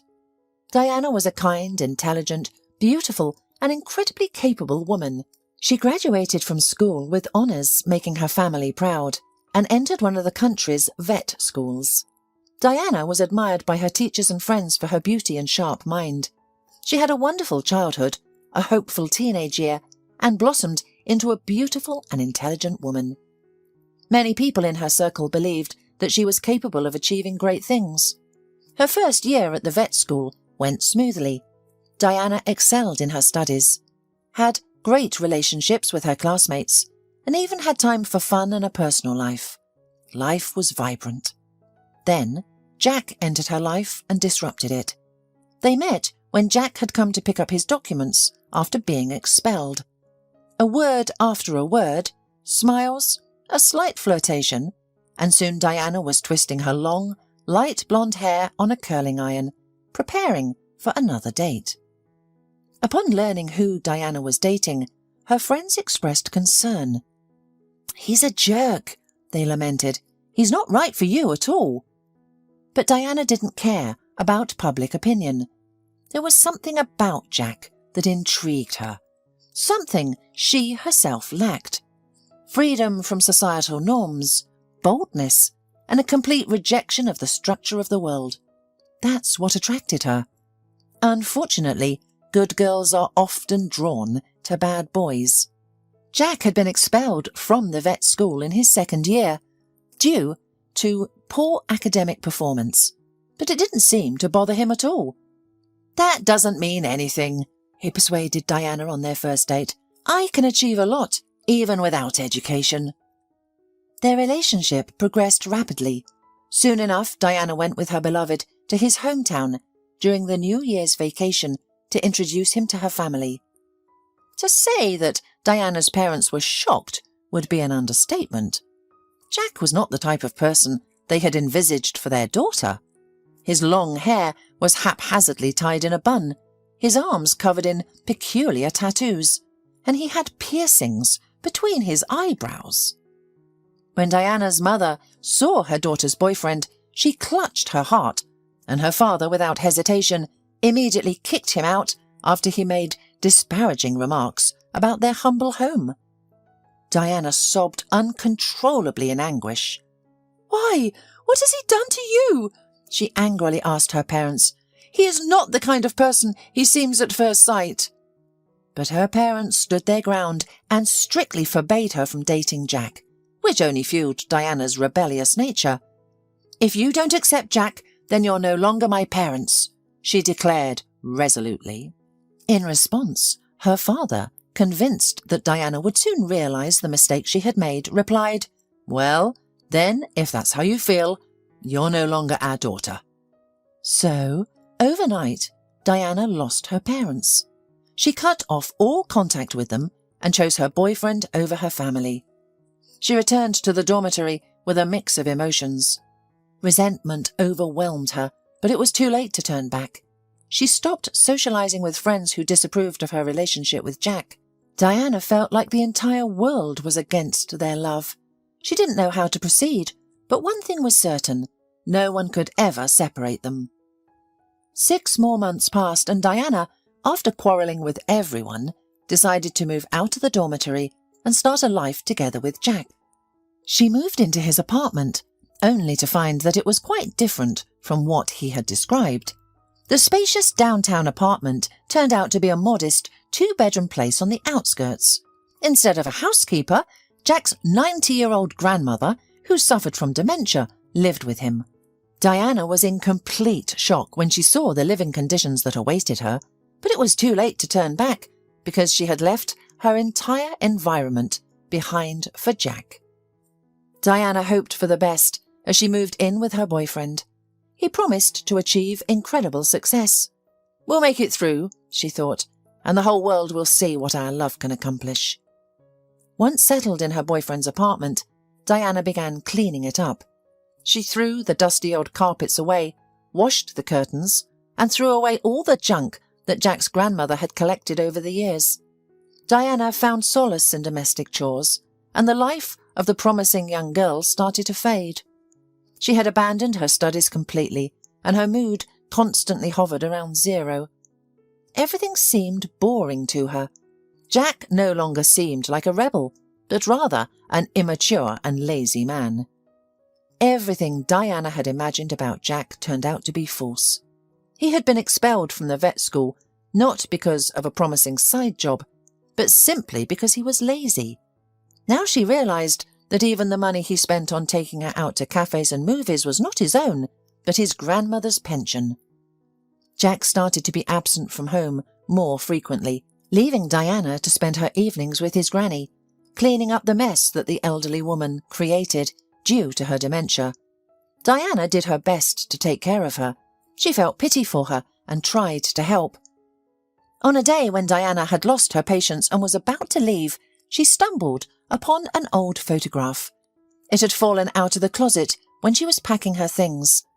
Diana looked at the photo and was stunned. It was a picture of Jack's grandmother in her 30s. She was beautiful, laughing and holding a strange apparatus while wearing a white robe. The inscription on the back of the photo revealed that she had once been a renowned researcher and a doctor of science. As Diana dug through the box where the photo had fallen from, she discovered more about Granny's past and made up her mind not to leave and have a serious conversation with Jack. She said his grandmother didn't deserve her own grandson to deprive her of her pension. She was also insistent that Jack find a job and use the pension to pay for a suitable nursing home that provided cleanliness and comfort for the elderly. At first, Jack lazily brushed off her concerns, but Diana persisted, and this made him furious. "Ah, you think you are the clever one," he shouted, glaring angrily at her. "How am I supposed to live then? Her pension is my main income. Do you know how she behaved when I was a kid? No? Then mind your own business. No nursing home for her. She can stay at home. She's not going to be living much longer anyway." Diana was completely shocked by what she heard. Since Jack's parents died when he was a teenager, his grandmother had no other relatives. So Diana had stayed in the apartment for the sake of the elderly woman. Now she finally abandoned her studies, taking care of an infirm old woman. And about a month later, she found out she was unexpectedly pregnant. When she saw 2 stripes on the test, she froze in place and felt nothing at all. On one hand, she always thought that children bring happiness, but on the other hand, Diana was unsure if Jack would make a good father. She felt unhappy and lost, not knowing what to do. The confused girl decided to call her parents first. When her father learned that she was expecting a child from Jack, he became furious. "Don't you dare give birth to a child from this freak!" he shouted into the phone. "You will give birth to the same imbecile as he is, and then we will definitely forget about you forever." That day, Diana realized that there was nowhere to turn for help. When Jack arrived home, she told him the latest news. "That's cool," he exclaimed. "You're surely entitled to some benefits and payments from government." Diana realized that her boyfriend was unlikely to change at all, but her heart still held on to the hope that he would. "He will change when the baby is born," she thought with a gasp. "The baby will make him a better man." Meanwhile, Jack found out that a single mother's allowance would be more than that of a married mother, so he decided to wait with the wedding. Until the judgmental and curious stares of her former classmates, Diana hurried to the dean's office. She had to do something that no one expected her to do, to withdraw her documents from the vet school without graduating. Looking mature and gaunt, she dispelled the myth that good girls never get into trouble. At first, her former classmates didn't even recognize this faded stranger as their Diana, mistaking her for someone's mother. People around her whispered, while the most insolent ones laughed and pointed their fingers, occasionally mentioning Jack's name. Ignoring the gossip, she held her head high, took her documents, and left the vet school forever. A new life awaited her, a life as an adult woman and a mother. Soon, the former student had to find work. Her unfinished education didn't provide any advantages, and without experience, poor Diana had to take any job that paid even a small amount of money, such as working as a dishwasher in a cafe. She used the money she earned to buy everything necessary for the future child, and saved the rest for her and Jack's grandmother's needs. As for Jack, he didn't help at all. He rarely showed up at home, and at some point Diana was horrified to find that the money she had saved was disappearing little by little. Soon, Diana learned the terrible truth. Jack suffered from a gambling addiction, and almost all the money Diana earned went towards his gambling. The heart of the soon-to-be mother shattered into pieces. She didn't know how to go on living. Her parents had abandoned her, she had no friends left, and the man for whom she had given up her future had betrayed her. Or rather, he turned out to be entirely different from the person she had imagined him to be. It was bitter and heartbreaking. Diana wanted to leave him, but her caring heart couldn't bear the thought of leaving his granny behind. But in the 7th month of pregnancy, fate intervened.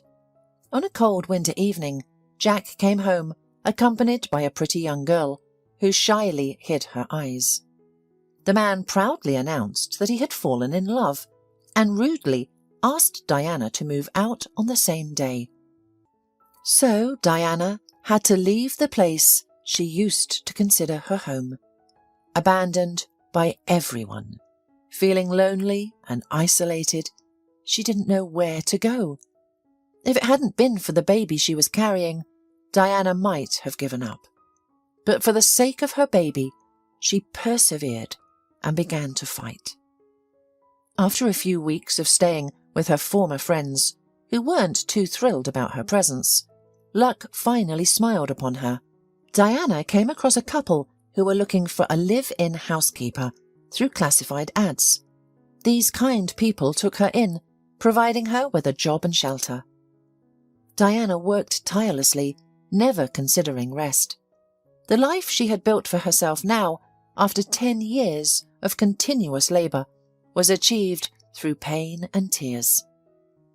She gave birth to a healthy boy named Liam and raised him alone all these years. She managed to climb out of the pit she had fallen into as a young, desperately in love student. Diana's current situation was not ideal. Debts were piling up, but nevertheless she could afford to rent a decent apartment, have a car, and to support herself and Liam. Although her life was far from perfect, Diana was grateful for what she had. She never reconciled with her parents, as the hurt was too deep. As for Jack, he didn't even answer her call from the maternity hospital. Diana lost the future that everyone had long and persistently predicted for her. She chose her child, her own flesh and blood. She did not have a higher education or a prestigious job, but she had something more valuable than money: a healthy and well-behaved son. She now worked at a veterinary clinic, just as she had once dreamed. While she didn't become a vet, the position of an administrator was within her reach. And now, in her and Liam's life, there was also a puppy, a small homeless creature in need of support and protection. The doors to the apartment opened, and a joyful Liam ran inside, waving his arms happily. "Mummy," he shouted with joy, "where will Rio sleep? Can he sleep with me? Please?" "Oh, Liam, don't get ahead of yourself," the child's mother said, trying to contain his excitement. "He still needs to get used to us. We'll find him a place now." With these words, Diana gently placed the puppy she had been holding on the floor. Little Rio froze fearfully, sniffing the air and looking around uncertainly, wagging his tail. "Mum, how old do you think he is?" Diana frowned. "I don't know, honey. This is the first time I've seen this breed of dog. I think he's still very young, maybe 2 or 2.5 months old. We have a lot of work ahead of us." And so, little Rio came to live with Diana and Liam, becoming a full member of the family. He seemed to grow rapidly, getting bigger and smarter every day. Diana was right when she said they had a lot to do. Rio turned out to be quite mischievous, running around the apartment like a bullet, knocking things over in his path. During walks, he would chase after pigeons in the neighbourhood, his funny face turning serious and attentive when he saw them. But despite the increased complexity, the family's life became brighter and more fulfilling. One day, Diana realised that the collar they found Rio with was too small for him. As she searched for a new collar on the internet, she absent-mindedly twirled the small collar in her hands, and something caught her eye. It was the capsule she had noticed when she first met Rio. "Liam?" she called to her son from the other room. "Liam, come here." The boy immediately came up to his mother, holding the tired puppy in his arms after their walk. The puppy's eyes closed, and its paws hung limply, showing its tiredness. Diana took the capsule off the collar and handed it to her son. "Look at this thing. Don't you think it's strange?" Liam placed the puppy on a nearby sofa and examined the capsule with curiosity. He twirled it around until he accidentally opened it into 2 pieces. Worried, he looked at his mother. "Mum, I didn't mean to break it." "It's okay, sweetie," his mother reassured him. She bent down to put the capsule back together, but noticed a small, rolled-up piece of paper on the floor. "What's this?" she wondered aloud. "Mum, wait." The boy grabbed his mother's hand before she could open the paper and looked longingly at Rio. "Mummy, what if this piece of paper has the address of Rio's former owners? Are we supposed to give him back?" Diana shook her head decisively. "No, Liam, this dog is ours and no one else's," she asserted confidently. "If the former owners cared about the puppy, they wouldn't have abandoned him in the forest."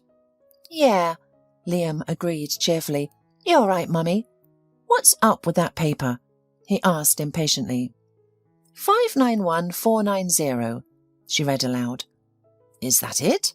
She looked at Liam, perplexed. "What kind of number is that? It doesn't look like a phone number. What do you think, Liam?" The boy rubbed his chin thoughtfully. "Maybe it's his personal number or something, like the branding on his tummy." "You think so?" Diana pondered. "You're probably right." Suddenly, Rio yawned loudly and whined.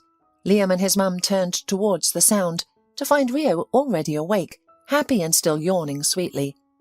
Within seconds, the boy and the puppy were running through the apartment, chasing each other and knocking things over. Diana laughed heartily as she watched them and couldn't even pretend to scold them. She placed an order from the pet store, got up from the computer desk and stretched.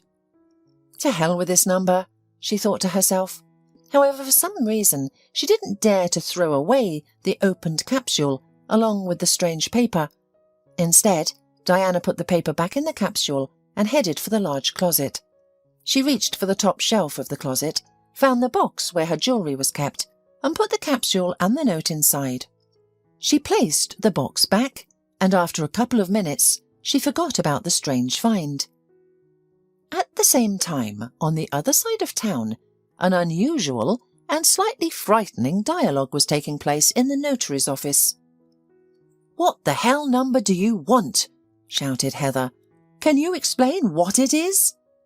"I'm sorry, but I don't know myself," replied the young assistant notary in a calm and placating tone. "I'm only providing you with what is written in the document. If you don't have that number, then the inheritance was not meant for you." Heather's face turned purple, her hands shook and her eyebrows furrowed. "How dare you?" she began in a quiet tone. "Who are you to talk about my deceased husband? I am his lawful wife."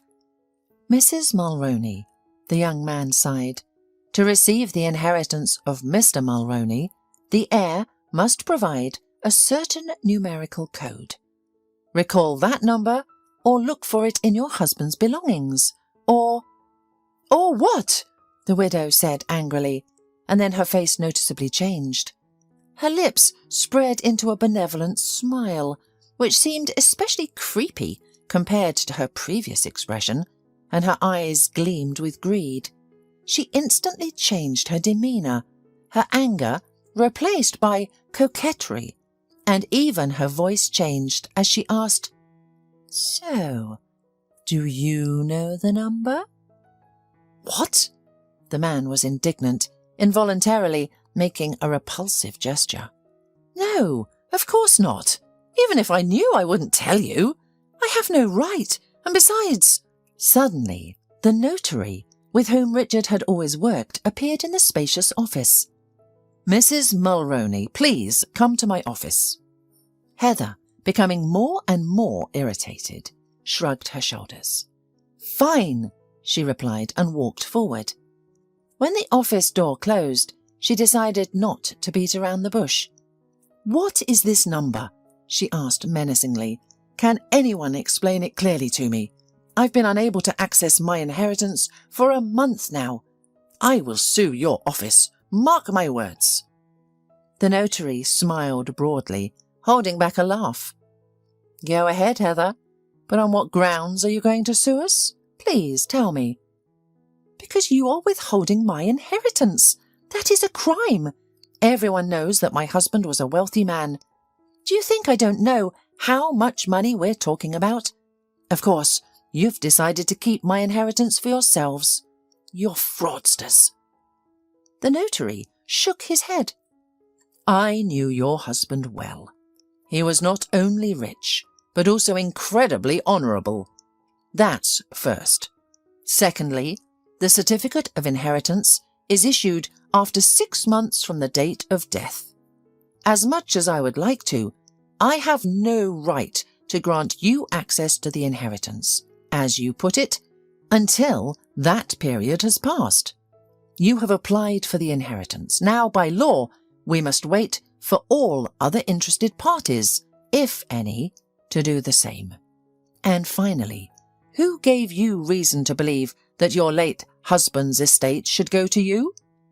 In a split second, the restless woman was next to the table and cracked her fist on it with a resounding thud. "But who the hell else is going to get it?" she shouted with all her might. "Who if not me, his lawful wife?" "Whoever gives me the secret number. It's in Richard's will," the notary calmly replied. "I've told you this so many times. Don't you remember? You, of course, are also due a marital share of the property acquired during the marriage and available at the time of the death of the testator. Here we'll pass the legal term. Then we'll see what and how to distribute. Heather seemed almost to explode in the literal sense of the word. "What kind of nonsense is this?" she questioned, looking upwards. "When did he ever have the time to make this strange will? He had a heart attack out of the blue. He couldn't have known he was going to die. How is that possible?" "Anything is possible," replied the notary firmly. "In fact, wills are mostly made in advance by prudent people, and your husband was undoubtedly such. But let us return to the subject of our little discussion. Did you find out the number?" "No, I haven't found out. But you said there was something else there." "That's right. In addition to the number, you must provide certain other proof." "What other proof? My God!" She rolled her eyes. "Remind me, please." "You must prove that you took care of the Brazilian." The notary smiled slyly. "That's all I have to say to a person claiming an inheritance. Only then will you have access to the safe deposit box that holds most of the deceased's assets. Until then, you may use what your late husband left you personally, namely, the apartment he left you." "And the house?" Heather shrieked. "As a matter of fact, the house now does not belong to you either," replied the notary, "but as long as the other heirs have not claimed their rights, you can stay in it for a while." The woman laughed nervously. "Look, was he in his right mind when he made that damn will? I think he was out of his mind then, putting his dogs to bed with him, giving them funerals. That's how he spent the last years of his life." She glittered with angry eyes, turning to leave.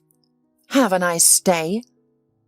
The notary, after waiting until the lady was in the doorway, quietly said to himself, "I have a feeling that Richard's death has something to do with you.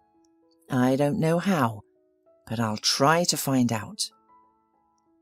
Gasping, Diana was running after her four-legged friend. "Rio, stop!" The handsome young dog turned at his mistress's call, but the natural call was much stronger. After standing still for a few seconds, Rio decided that a passing bird was more important than Diana's call. Throwing a guilty look at his mistress, he started running. "Stop! Stop!" Diana continued to shout. She was visibly tired and unable to run any longer, stopped on the spot. "What kind of dog are you?" she exclaimed in frustration. As Rio grew older, he became harder to handle. At home, he was calmer than when he was a puppy, but whenever he saw a big bird outside, he became uncontrollable. Rio was so fast that it was impossible to catch up with him. However, Diana learned that his behaviour was just a peculiarity of Rio's breed when she asked the veterinarian at the clinic where she worked about him. "David, I wanted to ask you something. You see, Liam and I recently got a dog, and I had some questions." "I'm listening," the vet replied. "Congratulations, by the way. A new member of the family is great. What breed is it, may I ask?" "If I knew, I'd love to tell you." She smiled guiltily. "We found him on the road. Can you imagine? Someone had left the little pet all alone, right on the highway. He was so small. I don't even know what breed he is. But Rio has grown from a tiny pet into a big dog," she said proudly. "He's a good dog, but he's naughty. I'll show you a picture of him." She searched through the photos on the phone and then proudly turned the screen to the doctor. David looked at the photo and asked with surprise in his voice, "Diana, are you sure this dog was abandoned?" The woman smiled sadly. "Well, of course. At least it looked that way. Why?" "It's an Irish setter." The doctor raised his eyebrows. "A hunting breed. If he's got a pedigree, which he must have judging by the branding, he's an expensive dog." "Expensive?" She frowned. "But But who would leave an expensive puppy on the highway? Better to sell it in that case. And why did they buy it in the first place? It's ridiculous. I don't know what kind of idiots they are, but apparently there are some. The doctor shrugged. Irish setters are very intelligent and very active in nature. It's a breed that needs to be exercised, ideally to go hunting. But you're hardly a hunter, are you? Oh, of course not, laughed Diana. I don't know anything about that at all. She hesitated for a moment. An Irish setter? Well, I supposed he was a thoroughbred, but I couldn't imagine he was expensive. It is, the doctor nodded confidently. You know, if you could show me his branding, we could find that kennel, and then we could find the owners. Maybe he wasn't dumped. Maybe he was just lost. No, replied the owner firmly. I love our Rio, and my Liam loves him so much. I won't give him back. Suit yourself, David smiled. At this moment, a girl appeared in the doorway of the veterinary clinic, and the vet gestured towards his office. Follow me, please. Diana smiled involuntarily. Seeing the doggy in the carrier, she suddenly remembered that her son was waiting for her at home, and a filthy big dog, after a long walk, which Liam would hardly be able to wash well on his own. Diana's thoughts continued to swirl about the information she had just received. She looked at the calendar. Spring was coming to the city. The snow was almost all melted, and the air smelled of fresh earth and the sense of waking life. Hunting dogs need more movement, she thought, and decided it was time to open the village season. Diana didn't have an apartment of her own, but she had an old shabby house outside the city. She bought it when Liam was still very young. The young mother decided that the child definitely needs fresh air, and she in turn needs her own real estate. Having taken a loan, which, by the way, she had still not fully paid off, she became a homeowner. In the winter, it was impossible to stay in this cottage. There was no heating, but in the summer it was so beautiful. And in the spring, of course, it was nice too. Having decided that it was time to start visiting their village house, Diana immediately informed Liam about the upcoming trip and, with joy in her heart, began to wait for the weekend. By Friday evening, the whole family, including the dog, arrived at the summer house. Diana got out of the car first, looking around, and took a deep breath of the fresh, already slightly warmed air. Beautiful, Diana said aloud. Then she nodded her head to her son as a sign that they should get out of the car.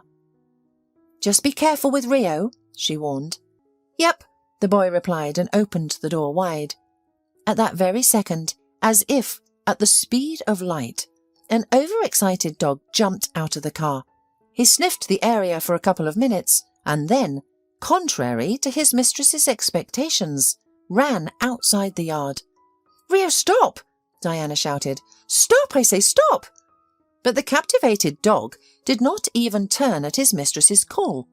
He manoeuvred with surprising grace among the bare bushes and melted piles of snow, deftly jumping over large puddles.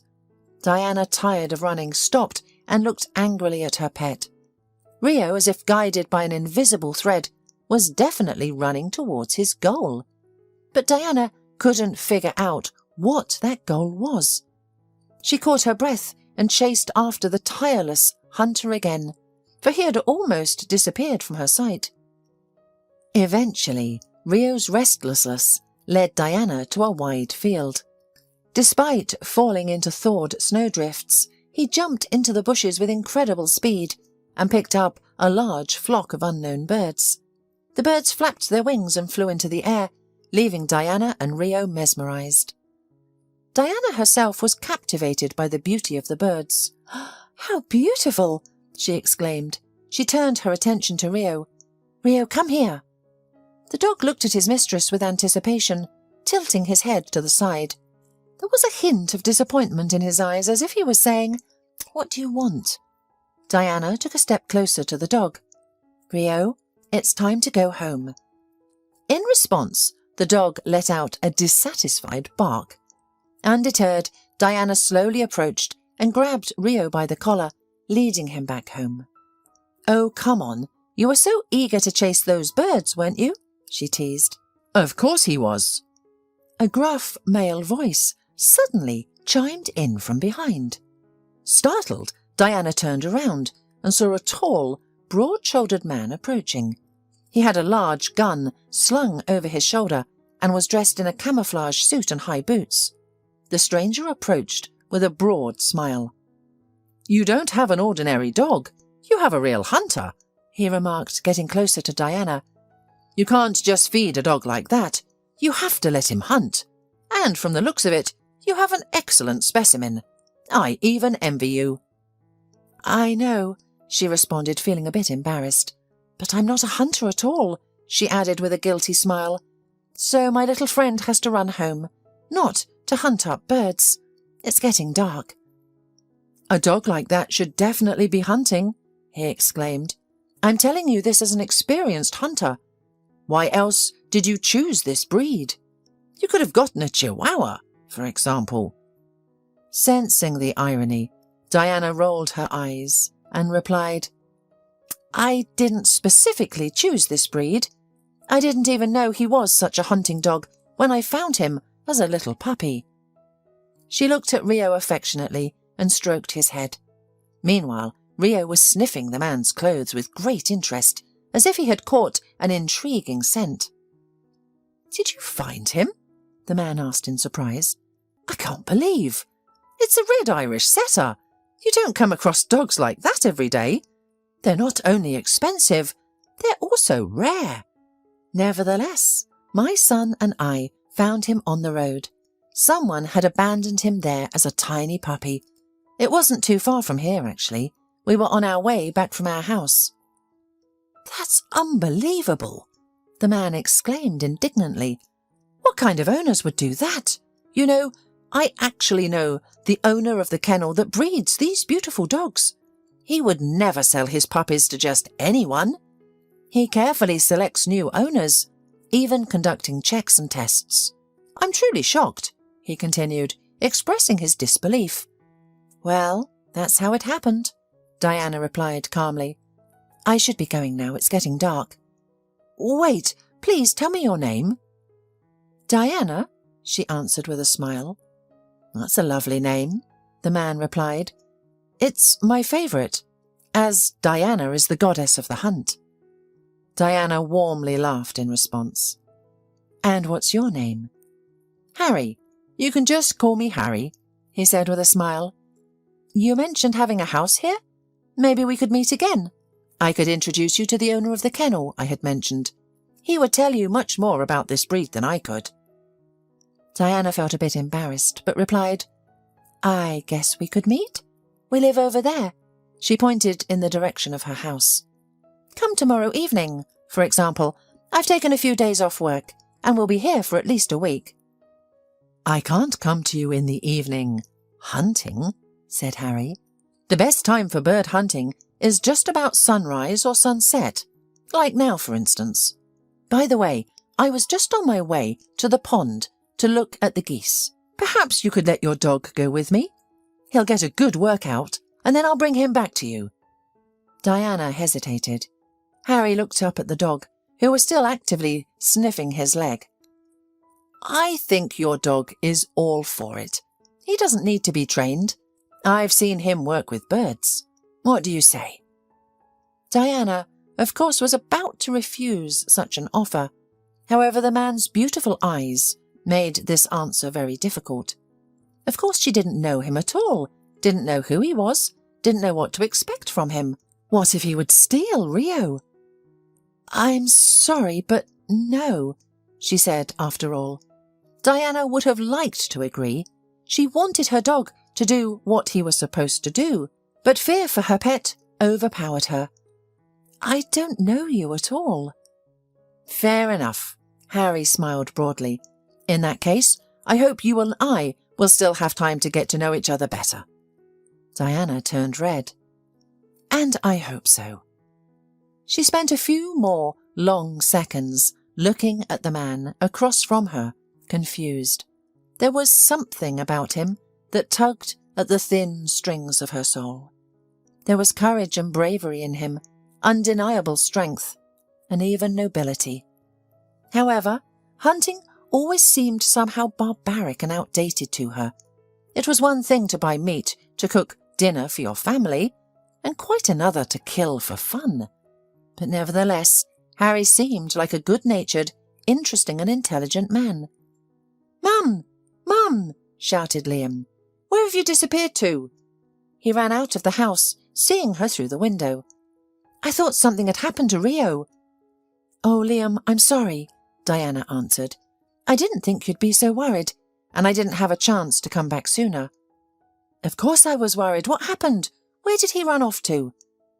The boy was immediately by Rio's side, examining him from different angles. "Rio, are you okay?" he asked, resting his head against his favourite dog's forehead. "He's fine, don't worry." The mother calmed her son, came up to Liam and kissed him on the top of his head. "Rio chased the birds in the field. Remember we used to walk there in the summer, and we met someone." "Who?" Liam asked in surprise. "A real hunter." Telling about Harry, Diana was instantly embarrassed. "He said that our Rio was a born hunter. He even offered to take him hunting, but I refused. I don't know him well yet." "Hunting?" The boy's eyes widened with excitement. "Mum, why'd you say no? Rio would have been a really tough dog and caught us a bear." Diana laughed. "Well, not a bear, but a duck maybe." "And I actually like duck. By the way, you haven't cooked duck in a long time." Liam hugged the dog once more and then stood up and with a dreaming look said, "Maybe I could go hunting too," he said suddenly. "Ask that man. Maybe he'll take me too, eh?" The astonished mother spluttered.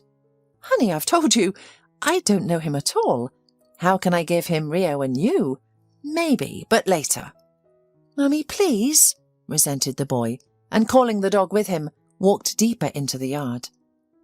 A few hours after the unexpected acquaintance, Diana and her family were already strolling slowly along the almost deserted village, looking carefully around. She had already had time to unpack all the things they had brought with them, to clean the house after the long winter. The dog carefully was sniffing around, seemingly hearing something that only he could detect. Occasionally he would pause with his floppy ears perked up, and sometimes he would stand up as if preparing to jump. Liam and his mum were about to head towards the house. Rio suddenly froze in place and then took off with such force that Diana couldn't hold on to the leash. "Rio, what are you doing?" she shouted, chasing after the dog. "Mummy, stop!" Liam suddenly shouted. "I'll catch up with him myself." With these words, the boy ran ahead. Diana abruptly stopped. How grown up he is, she thought, watching Liam. So independent. With that in mind, she headed in the same direction her son and the dog had gone. After a few turns, Diana noticed an unusual sight in the distance. Liam, gesturing vigorously with his hands, was speaking to a stranger. Her motherly heart skipped a beat. Who the hell is that? She had time to think. Concerned, Diana quickened her pace, trying to reach them as quickly as possible. As she got closer, she breathed a sigh of relief. Standing next to Liam was Harry. The sight made her heart race and her cheeks visibly blush. Her son looked at his companion with delight.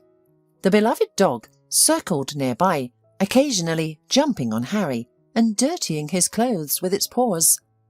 Diana put on her most welcoming smile, adjusted her hair and moved closer. "Harry, nice to meet you," she said, stepping forward. "Diana, good evening." The hunter smiled widely. "I've already had the pleasure of meeting your son. Why didn't you tell me he was so eager to go hunting? I'd love to take Liam with me." "Oh, well," Diana said, feeling embarrassed. "And how did you realize he was my son?"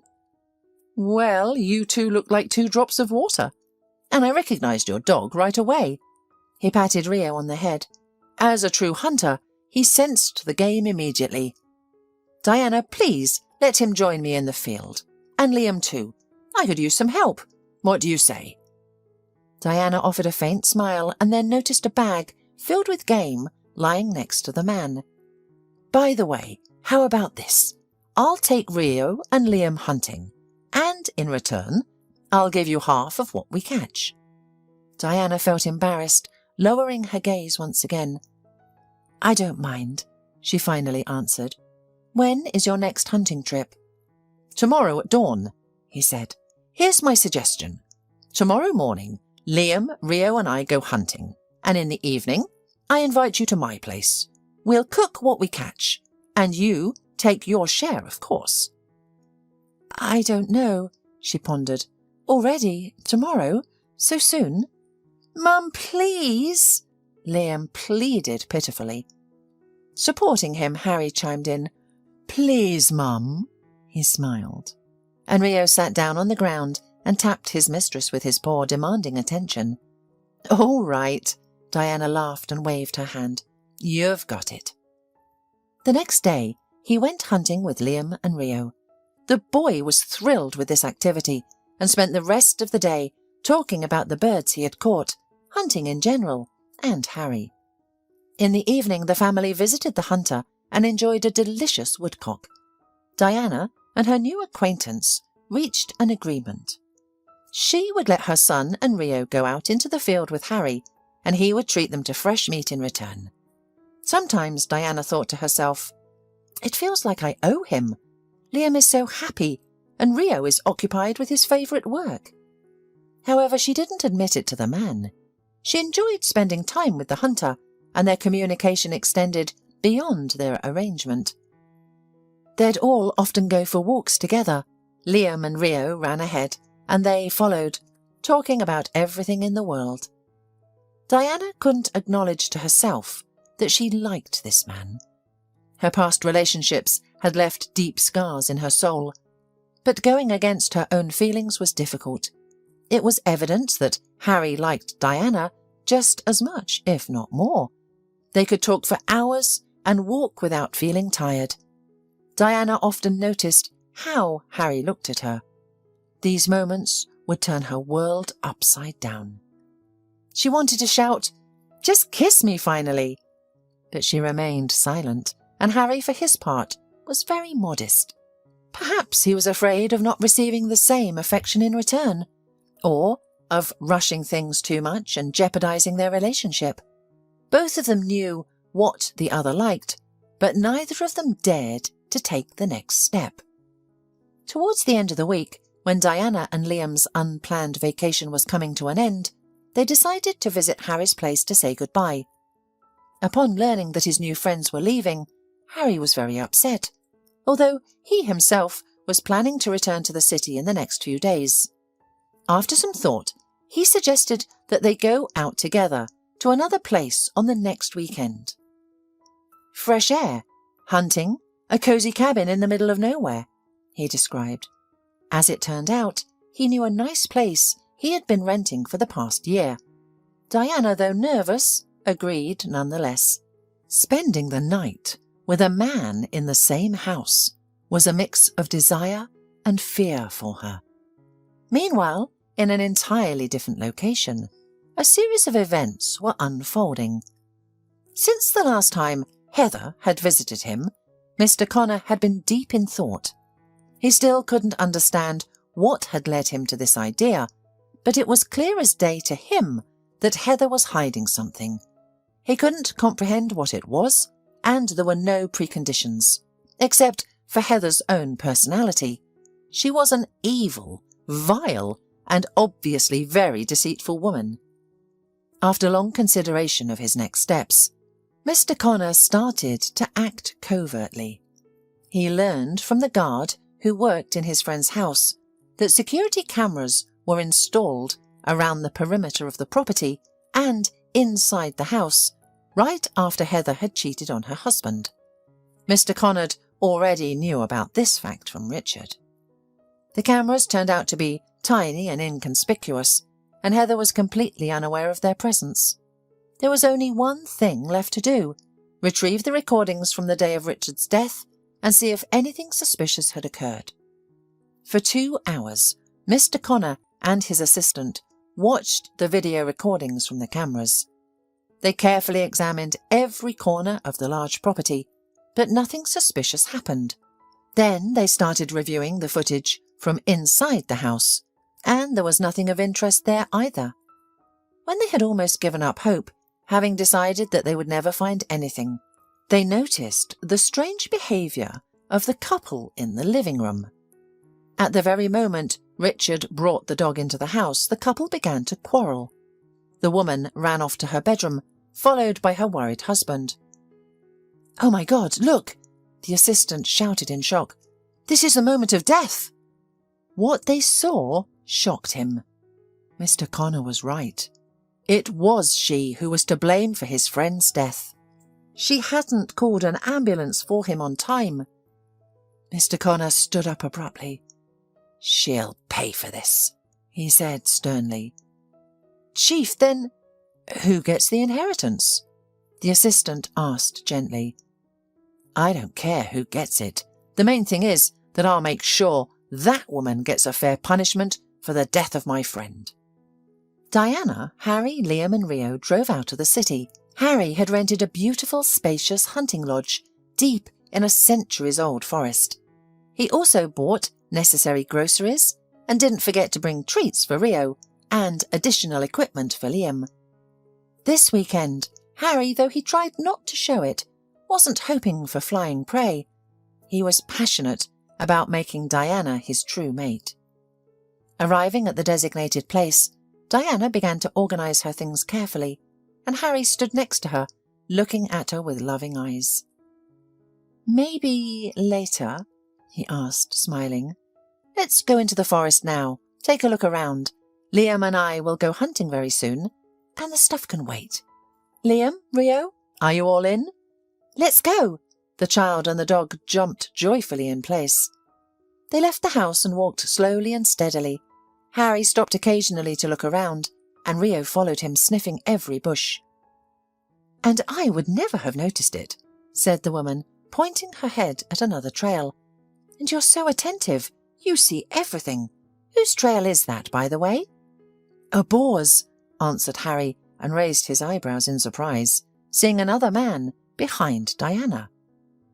"It was a huge boar," joyfully repeated an elderly stranger. "Harry, glad to meet you. Have you escaped from the city too?" "Christopher." Harry took a confident step towards the stranger and shook his hand firmly. "That's what being a professional means.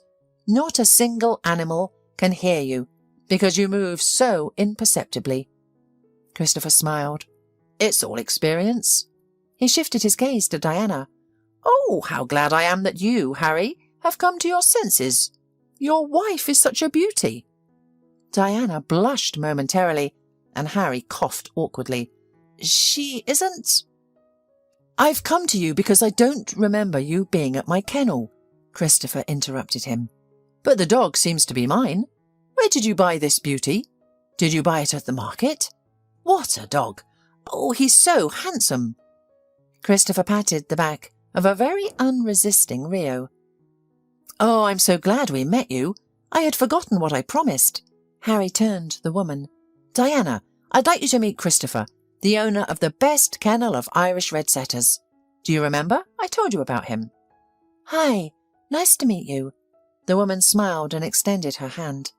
"I'm Diana, and this is my son, Liam. I didn't buy this dog, you see. I found him on the highway. Somebody threw him out when he was just a puppy." "What?" Christopher seemed to be furious. "What a nonsense! It can't be." Diana shrugged her shoulders. "But that's true. Liam and I found our Rio on the way back from the summer house.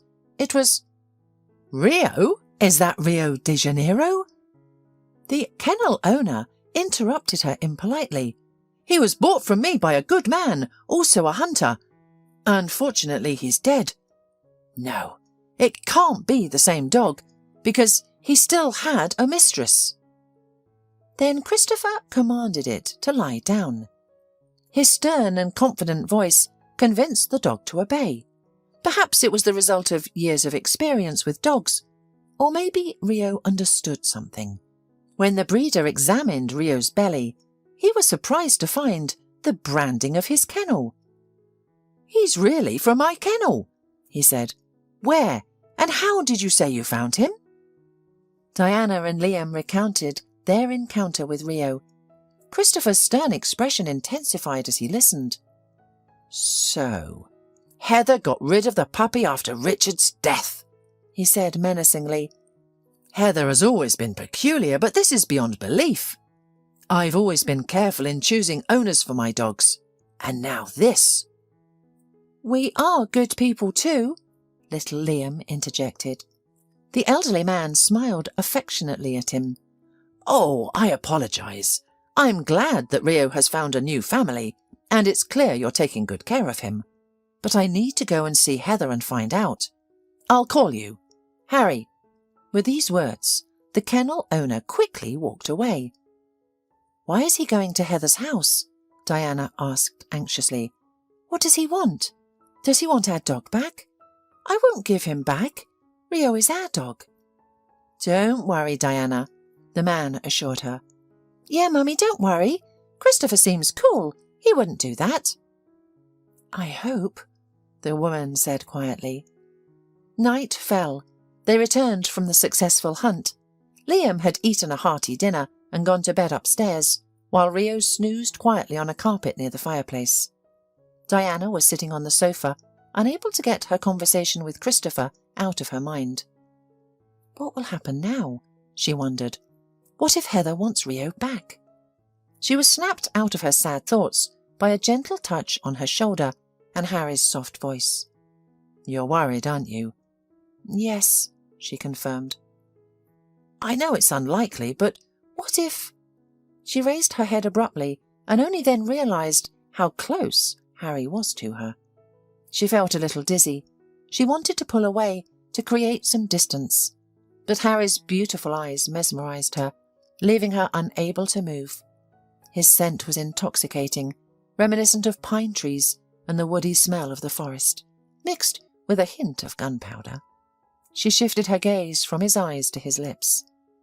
"I have the feeling that something is about to change," she whispered. "I feel it too," Harry replied, unable to hold back any longer. He leaned in and gently kissed his chosen one. The kiss was tender, as if he were afraid of offending the woman of his dreams. From that night on, the couple became inseparable. One beautiful morning, after returning to the city, Harry, who had a flexible schedule, invited Diana to have breakfast together at a cafe. As they perused the menu, Harry's phone suddenly rang. "Sorry, honey," Harry said, pulling his smartphone out of his pocket. "It's Christopher is calling. If you like, I won't answer." "The kennel owner?" Diana leaned in with interest. "Answer it soon. Maybe he's already visited that woman." Harry shrugged and answered the call. His expression changed as the conversation progressed. After several minutes, he finally hung up the phone and looked at his beloved with a serious expression. "Well, what is it?" she asked impatiently. "Speak quickly or I shall go mad." "Diana, no one's taking your dog," said Harry. "This Heather, I think she's facing a term." "What? Why?" Diana immediately calmed down about Rio. "So, what happened?" "She seems to have made her own husband die," the man finally said. "I've known him, or rather, we crossed paths a couple of times on the hunt. Richard was a good man, a soulful man." "I'm so sorry." Diana took his hand. "But how did she do this?" "Technically, she didn't. He had a heart attack, and she didn't call an ambulance. She stood by and watched him die, waiting until he was beyond saving. This was recorded on camera. Shortly before his death, Richard bought Rio from Christopher. The same day he picked up Rio, he went to a notary and made a will. The deadly meanness of Richard's wife was discovered by his notary, who was a friend of his. Now she was taken into detention, and now she faces a real term. What a horror, Diana quietly replied. But how did Christopher know all this?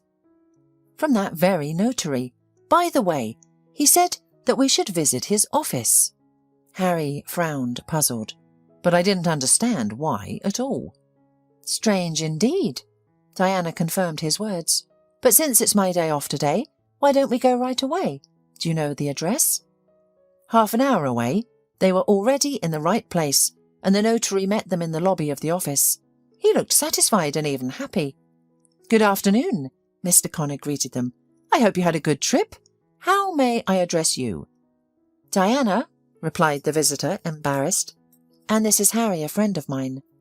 Pleased to meet you, Mr. Connor said. Diana is the goddess of the hunt. You knew that, didn't you? My late client had a passion for hunting, like nothing else in the world. Tell me, did you know the late Richard? No, the woman replied.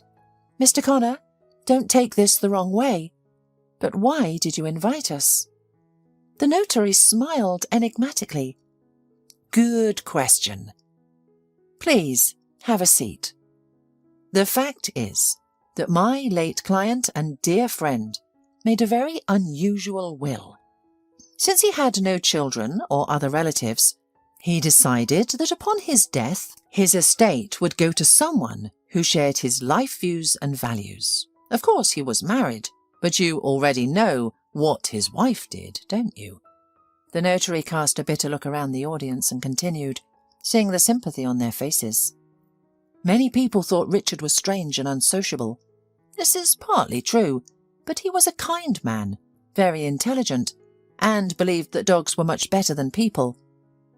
You're probably wondering why he didn't leave everything to his wife. Because he knew who she really was. Yet he didn't divorce her, he pitied her light-heartedly, but he knew she was only with him for the money. So, when he began to feel that his days were coming to an end, he decided to leave this unusual will. Before he died, he bought an expensive hunting dog. But since he assumed that he might soon give his soul to God, he decided to take care of his new friend. And who would shelter him in case of his master's death? He knew that his spouse wouldn't take care of the puppy. Unfortunately, he had no idea how vile she would act. So, the notary continued, I now intend to read out his will to you. It reads as follows.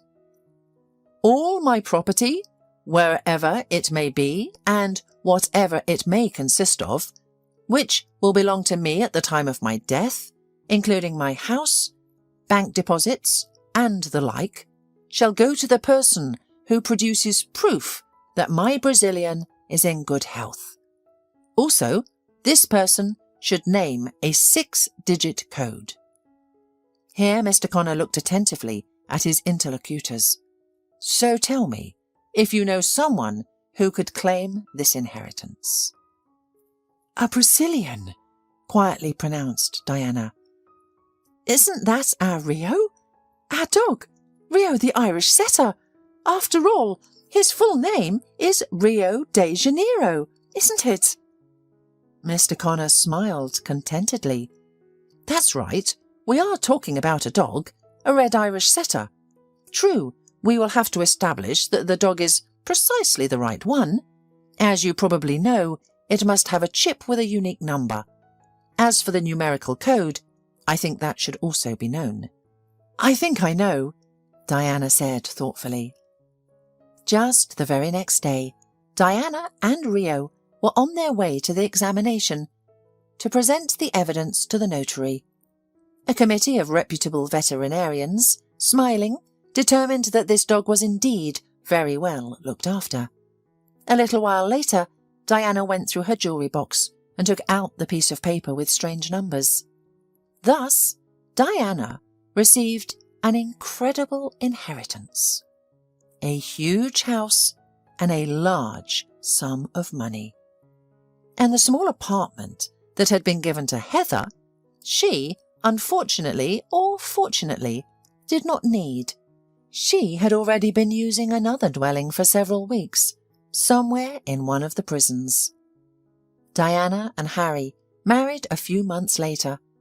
At first, Harry did not want to move into Richard's house.